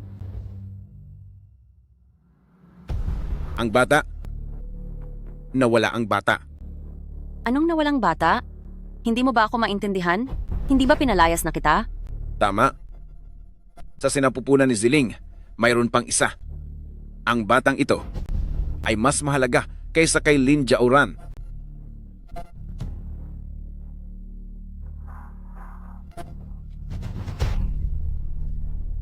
Asawa ko. Kahit wala na si Lingling, meron pa tayong isang anak. Magsimula tayong muli. Magsimula tayo uli. Wala kang kwentang tao. Gusto mo ng anak na lalaki, di ba? Sige. Pumunta ka sa sementeryo at hanapin mo siya. Anong sabi mo? Inaamin ko, nagkaroon ako ng sandali na lumambot ang puso ko. Pero nung nakita ko si Lingling, doon ko nalaman na nagkamali ako. Oo nga pala, isa siyang ganap ng lalaki. Lalaki. Lalaki. Sarili kong anak, ako mismo ang tumapos. Pati si Pamilya Chen ay nawala dahil sa akin.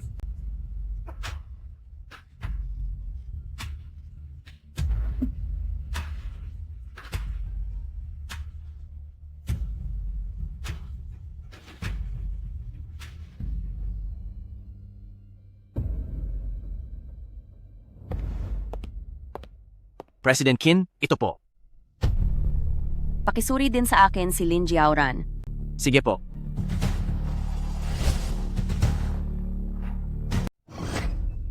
Lingling? Lingling? Ligtas na si Miss Chen sa panganib, pero malalim ang sugat niya, kaya kailangan niyang manatili sa ospital. Gamitin ang pinakamahusay na gamot? Opo.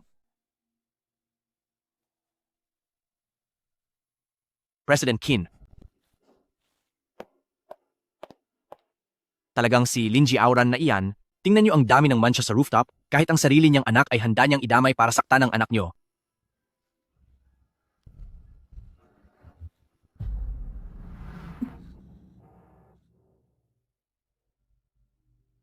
Tara na. Ayaw kong maging pabigat kay Mama. Dapat maging masaya si Mama. Dapat maging masaya siya sa bago niyang asawa. Sa nagdaang mga araw na naging abala ako sa kumpanya, hindi man lang ako nakapunta para makita si Lingling. Paano niya nagawang? Paano nakuha ni Lin Jiaoran na lasunin ang isip ng anak ko? Ma,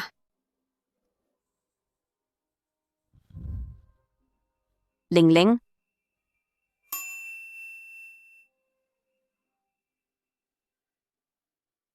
Ma. Nandito lang si Mama? Anak ko? Anak? Ang kaligayahan ko ay hindi nangangailangan ng sakripisyo mo.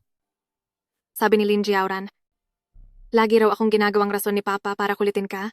At ako, nakita ko ang lahat doon sa event hall. Lin Jiaoran.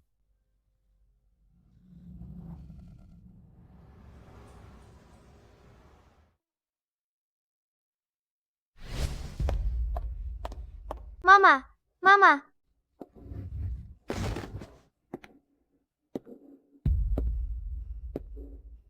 Mama! Hanggang buhay ka, pabigat ka lang sa nanay mo. Matatapos na ito.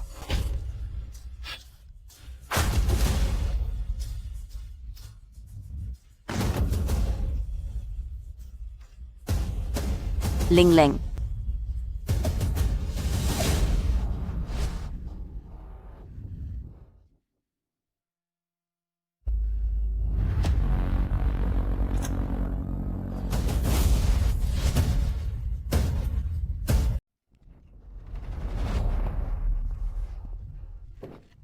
Ibalik mo sa akin ang anak ko! Nasasaktan mo ako. Ibalik mo ang anak ko! Wala na siya. Mabuti nang wala na siya. Mabuti pang wala na kaysa sa makasama ang katulad ninyong mga hayop. Dahil sa hirap ng buhay, mabuting wala na siya. Walang hiya ka. Pera lang sa pamilya Chen ang habol mo. Anong mapapala ko rito kung hindi pera? Ang habol ko ba ay dahil sa matanda ka na at mahilig sa kung ano-ano? O baka dahil sa masamang ugali ng nanay mo? Tanging si Qin Jiling lang na hangal ang magsisilbi sa inyong pamilya na parang isang katulong araw-araw.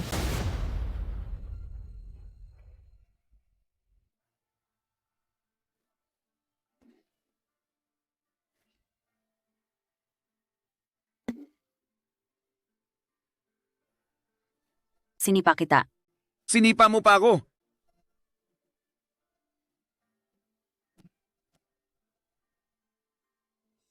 Halika rito.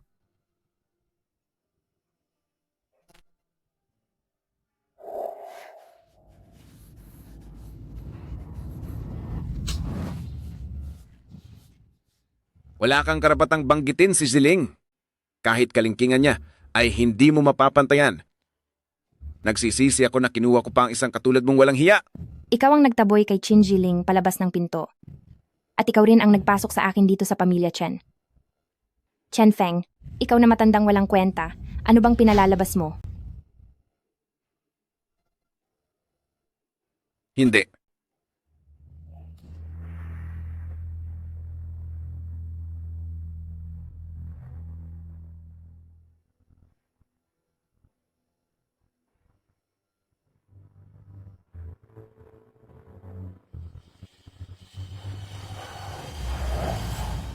Hindi.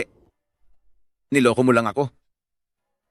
Pakikiusapan ko si Jiling na patawarin ako. Kahit na lumuhod pa ako ng 3 araw at 3 gabi, pipilitin ko si Jiling na patawarin ako. Hinding-hindi ka papatawarin ni Kinziling.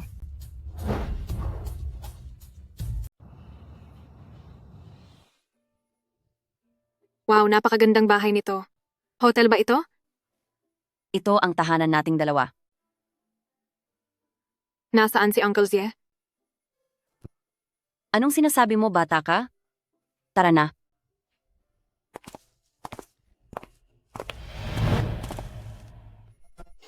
Jiling. Jiling, parang awa nyo na. Patawarin nyo ako.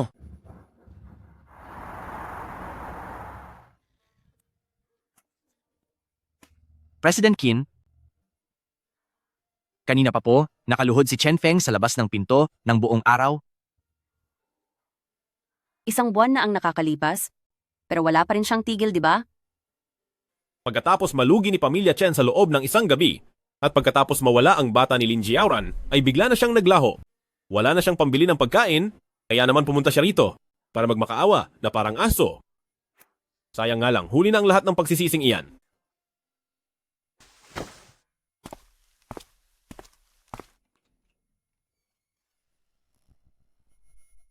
Nagsisisi na talaga ako. Nagkasala ako sa kanila.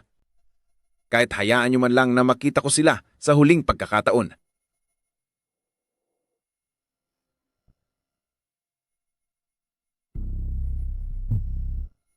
Hongyu, malakas ang hangin sa labas. Hayaan mo na ang assistant ang pumunta roon. Sige po.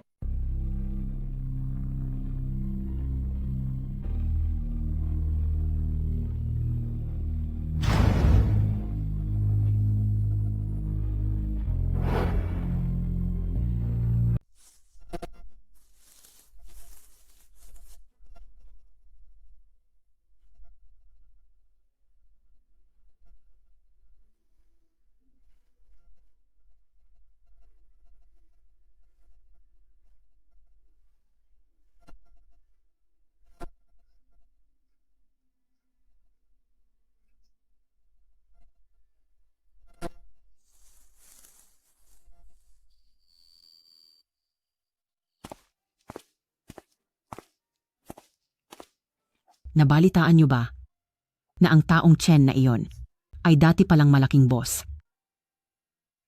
Nagbibiro ka ba? Paano naman ang isang malaking boss ay sasama sa atin na nakatira sa maliit at lumang bahay na ito? Dahil sa pambabae. Ang sarili niyang asawa ay sumama sa kaniya at nagdusa ng mahigit 10 taon, pero sa huli, humanap siya ng batang babae para magkaanak ng lalaki. Kawawa naman ang asawa niya. Buti nga sa kanya. Ito ang tinatawag na karma. Totoo iyan. Lahat ng tao ay mas nakikita ang katotohanan kaysa sa akin. Ako lang ang tanging nagpabaya sa katapatan ni Jill. Ang ganitong masamang lalaki dapat ay parusahan ng langit.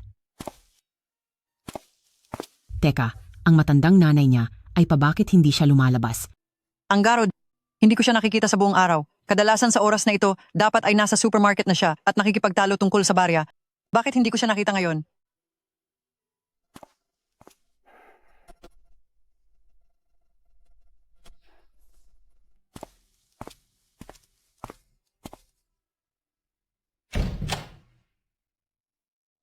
Mahal, narito na ako. Nandyan ka na? Nagluto ako ng paborito mong ulam? Maghugas ka na ng kamay? Sige na.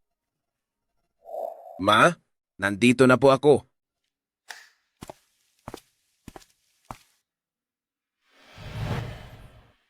Ma?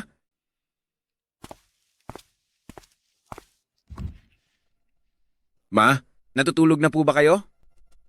Ma.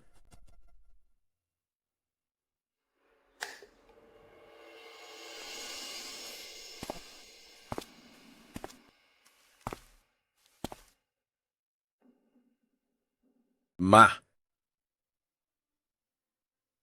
Nay.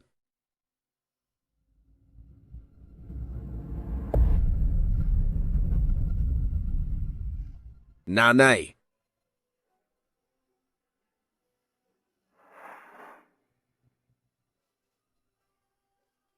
Ma.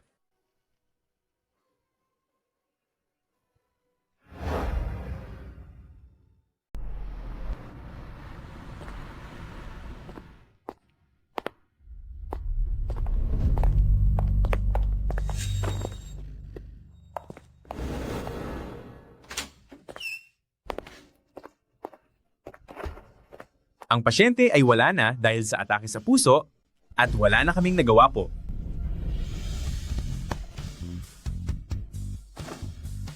Dito po sa ospital ay pwedeng manatili ng 3 araw, kaya sikasuhin nyo na po agad ang lahat.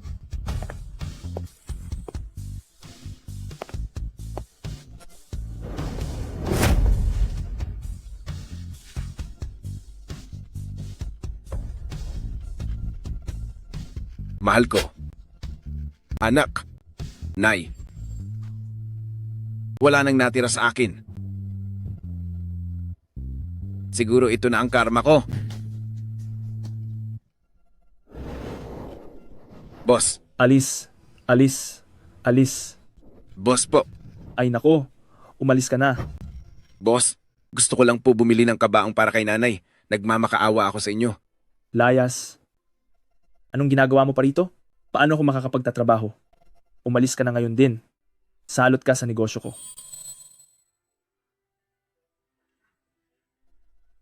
Bilang asawa at bilang ama, naging bigo ako. At ngayon maging bilang anak ay wala rin akong silbi. Nay, hindi ako naging mabuting anak. Patawarin niyo po ako.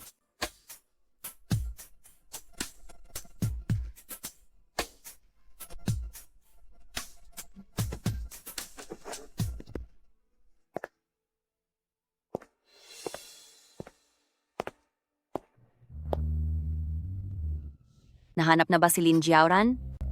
Hindi pa po.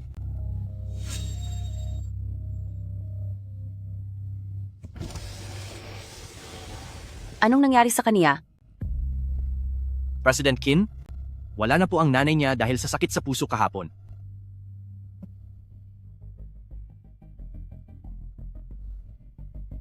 Bumili ka ng puntod para sa nanay niya? At kabaong? Pagkatapos ay ipadala mo sa kanila? Opo.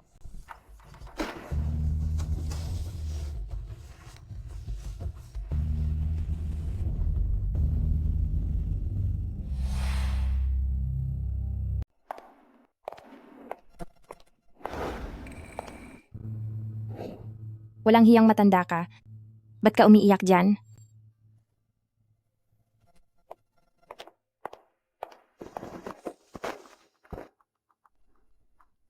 Anong balak mo? Kuya Feng, sinasabi mo yan? Dahil ba yung nanay mo ay walang mapaglagyan ng puntod? Gusto mo bang kumita ng malaki? Umalis ka.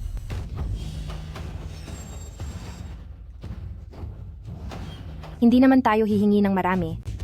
Kunin lang natin si Qin Ziling at makakakuha tayo ng 200 milyong dolyar. Pagkatapos nito, hihinto na tayo. Huwag mo na itong intindihin. May mga kunong-iksyon ako.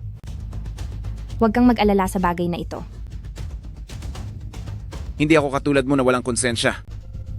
Ang paggawa nito ay kasalanan sa langit. Ikaw. Titiisin mo bang yung matanda ay walang mapaglibingan?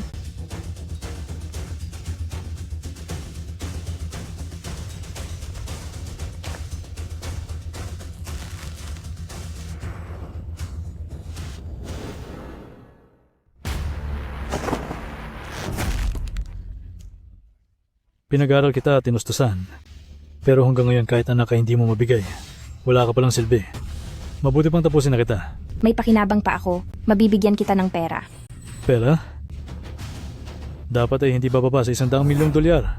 Kung 100 milyong dolyar, sige.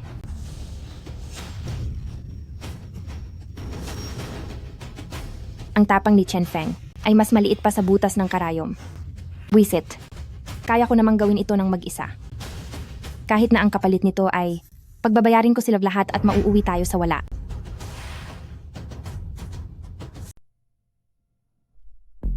Dahil sa mga nangyari, kailangan ko ng sumugal at mangutang sa Bombay. Dahil wala na akong ibang paraan. Pinapadalhan ka ni President Qin ng kabaong at lote sa sementeryo, pakipirmahan na po ito.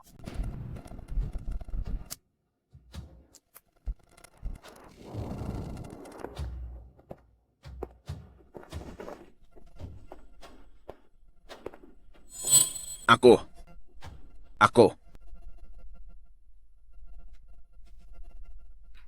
Ganito ang ginawa ng nanay ko kay Jiling. Pero ganito pa rin ang ginawa niya.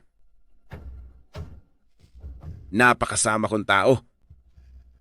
Isang napakabait na asawa na wala pa sa akin. Nay, nagkamali po tayo. Buti na lang at hindi ako pumayag kay Lin Jiaoran. Salamat na lang.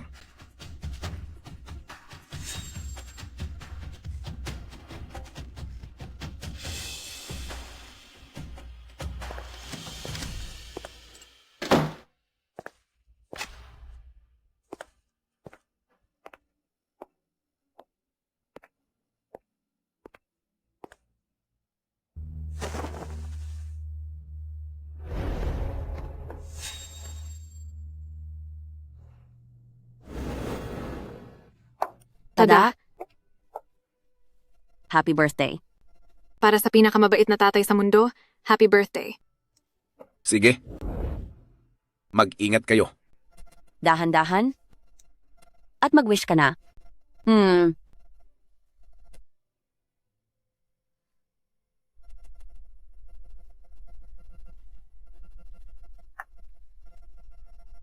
Nako, 40 taong gulang na ako.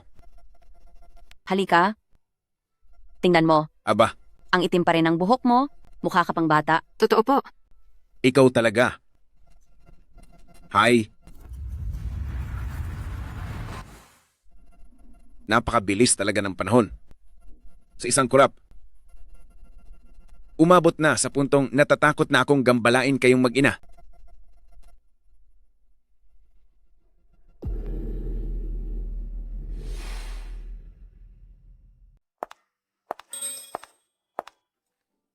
Si Lingling, tulog na. Talagang ang batang ito.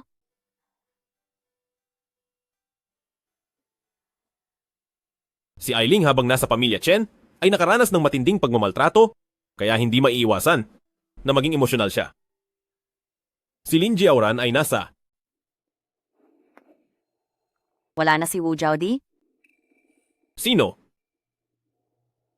Si Wu Zhaodi, ang nanay ni Chen Feng. Marahil ito ang unang pagkakataon na narinig mo ang pangalang iyan? Wala na siya? Hindi ka ba natutuwa? Tutal, matagal niya kayong pinahirapan. May galit ako, pero natatandaan ko pa. Noong unang beses ko siyang makita, isa lang siyang palangiting matanda. Iniisip ko, dapat din siyang magkaroon ng sarili niyang himlayan na hindi bilang ina ng kung sino, o asawa ng kung sino, o lalo na bilang kapatid ng kung sino. Kaya pala, nagpabili ka pa ng lote para kay Chen Feng. Kahit gaano pa kalaki ang galit, nawawala rin iyon pagdating sa kamatayan. Noong nabubuhay pa siya, masyadong marami ang gusto niya, pero ngayong wala na siya, wala man lang siyang sariling libingan. Sige na, puntahan mo na siya. Dito kay Ailing, ako na ang bahalang magbantay.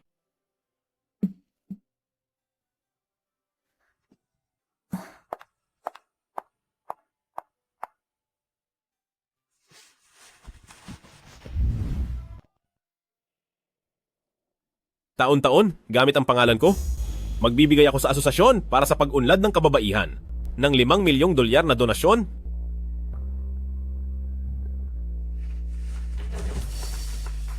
Ito na ang isa sa mga kakaunting bagay na magagawa ko para sa iyo.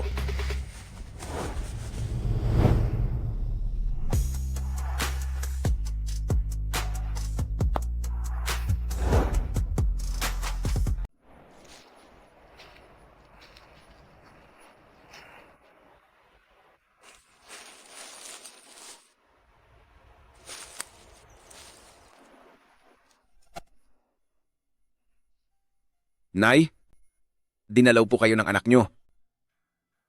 Ang lupang ito ay galing kay Jiling. Nitong mga nakaraang araw pumunta sa akin si Lin Jiaoran. Sabi niya ay gusto niyang gumawa ng masama laban kay Ziling. Hindi ako pumayag. At wala na rin akong mukhang ihaharap para manggulo pa kay Jiling. Ako ay magdarasal sa langit para gabayan si Ziling at maging matiwasay ang buhay niya.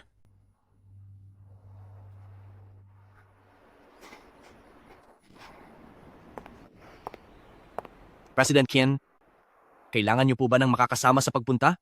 Tutal, siya ang dati niyong asawa. Huwag na. Nasa harap kami ng libingan ng ina niya. Wala siyang magagawang masama roon. Sige po, dito na lang po ako maghihintay.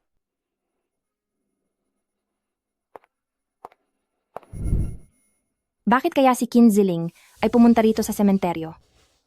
Pero, ito ang isang magandang pagkakataon.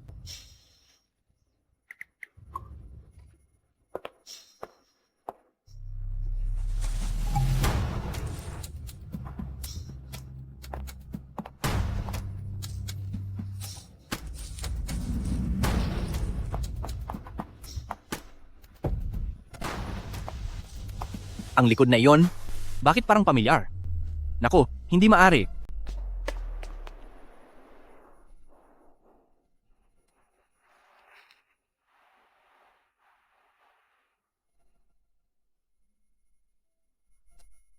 Dati, gustong-gusto rin ni Ziling ang ganitong sapatos. Pero, sa loob ng 12 taon, kahit kailan ay hindi ko siya naibilan ng ganitong sapatos.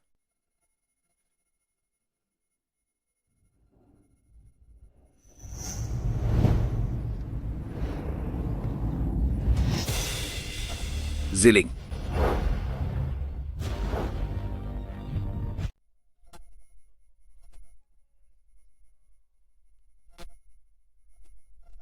Jiling. Hindi. President Qin, bakit ka nandito?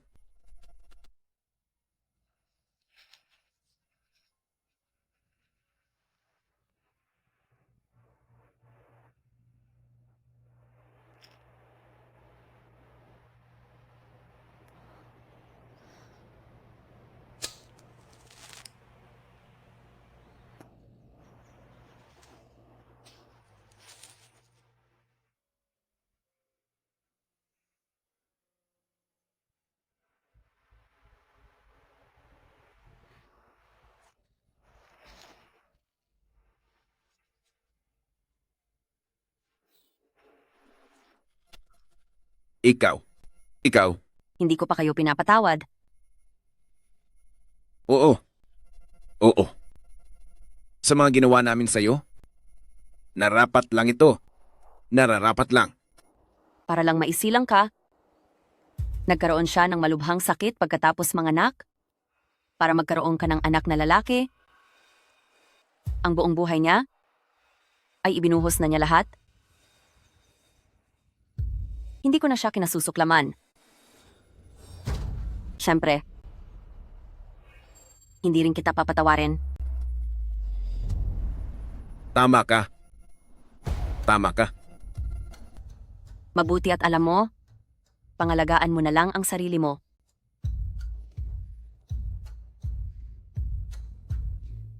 Buisit, bakit ang tagal? Mag-ingat ka kay Lin Jiaoran. Anong sinabi mo? Buwisit na babae ito. Bakit may mga pulis na papunta rito? Niloloko mo ba ako? Tatapusin kita.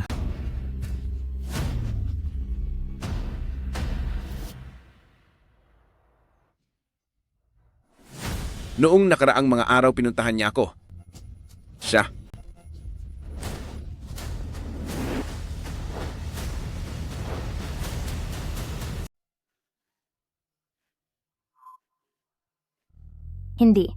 Hindi maaari. Walang nakakita sa akin. Sino ang may gawa nito? Walang nakakaalam na sinundan ko si Kinjil. Ayaw kong mawala.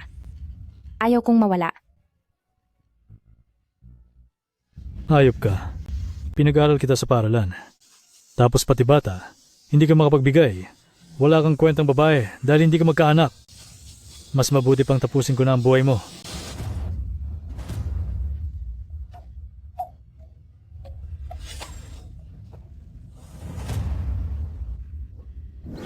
Kung kailangan ko mang mawala, mas mabuti pang isama na rin kita para may karamay ako. Kayo ang nagtulak sa akin dito. Gusto ko lang mabuhay. Wala akong ginawang mali.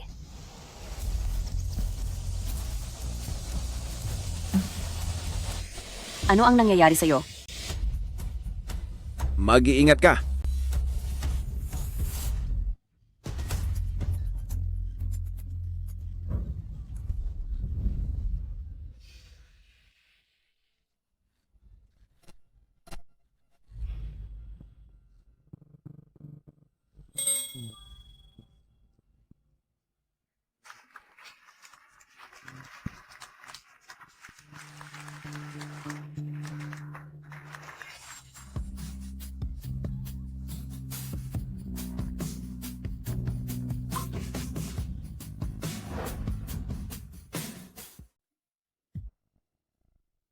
Linja Auran?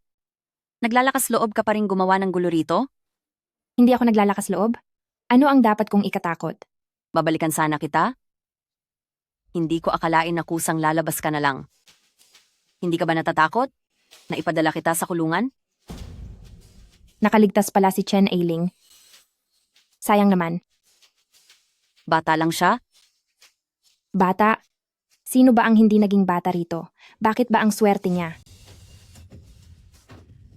Chen Ailing. Chen Ailing. Nakakatawa ang mga pangalan nyo. Pare-pareho lang tayong mga basura. Talaga bang iniisip mo na may tunay na pag-ibig? Ang asawa mo ay isang utu-utong lalaki lang na madali kong maaakit. Dahil wala na akong makuha, sisiguraduhin kong maghihirap din kayong lahat. Huwag kang lalapit. Kahit anong gusto mo, maibibigay ko sa iyo. Kinziling, Chinjiling, aking mahal na ate.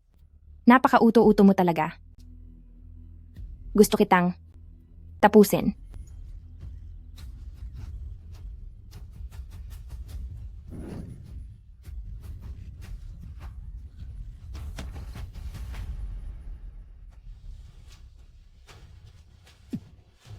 Ziling! Ma,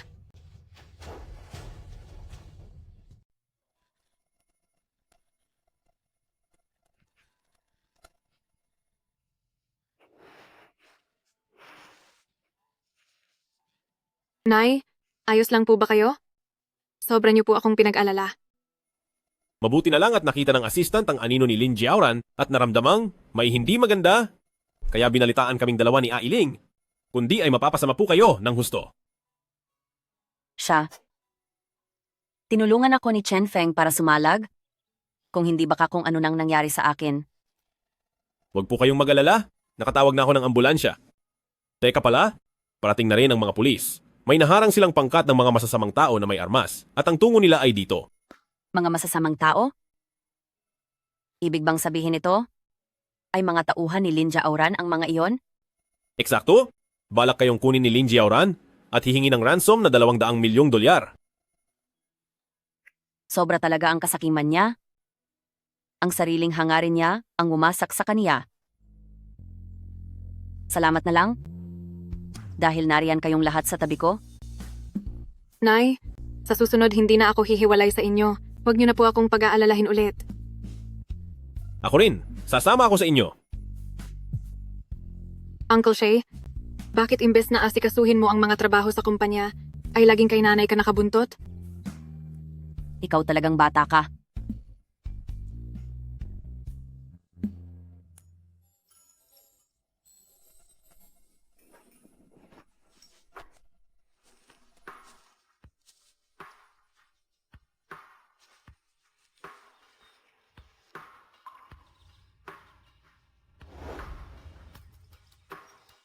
Ay, nanay ko. Kanino galing ang basket na ito ng prutas? Hoy, gusto mo bang kumain ng prutas? Kumuha ka na lang sa ref. Ito ay para sa papa mo. Sa tantya ko, dapat na siyang lumabas ng ospital ngayon. Sa bagay, iniligtas din niya ang buhay ko.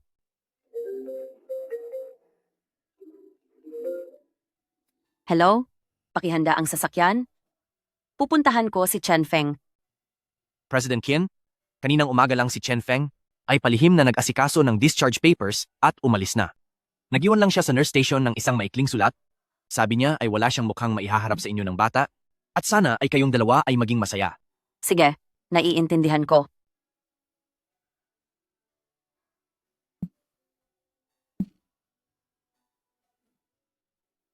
Hindi ka na pupunta? Hindi na. Kusang na siyang umalis. Yehey! Sabi ni Uncle She. Mamaya ay isasama niya ako sa amusement park para maglaro. Ma, sa pagkakataong ito, dapat po ay samahan niyo na ako. Sige, sasama si Mama sa'yo. Yes! Tagumpay ang plano. Sa tingin ko talaga, ang bait niyo kasi kaya pinagpapala kayo. Sa mga nagdaang taon, gumaganda na ang lagay ng Huanyu Group at si Mama naman, lalo ring gumaganda. Nagawa nating lahat iyan dahil sa tulong mo. Taon-taon kang gumagawa ng mabuti at laging ipinagdarasal si Mama.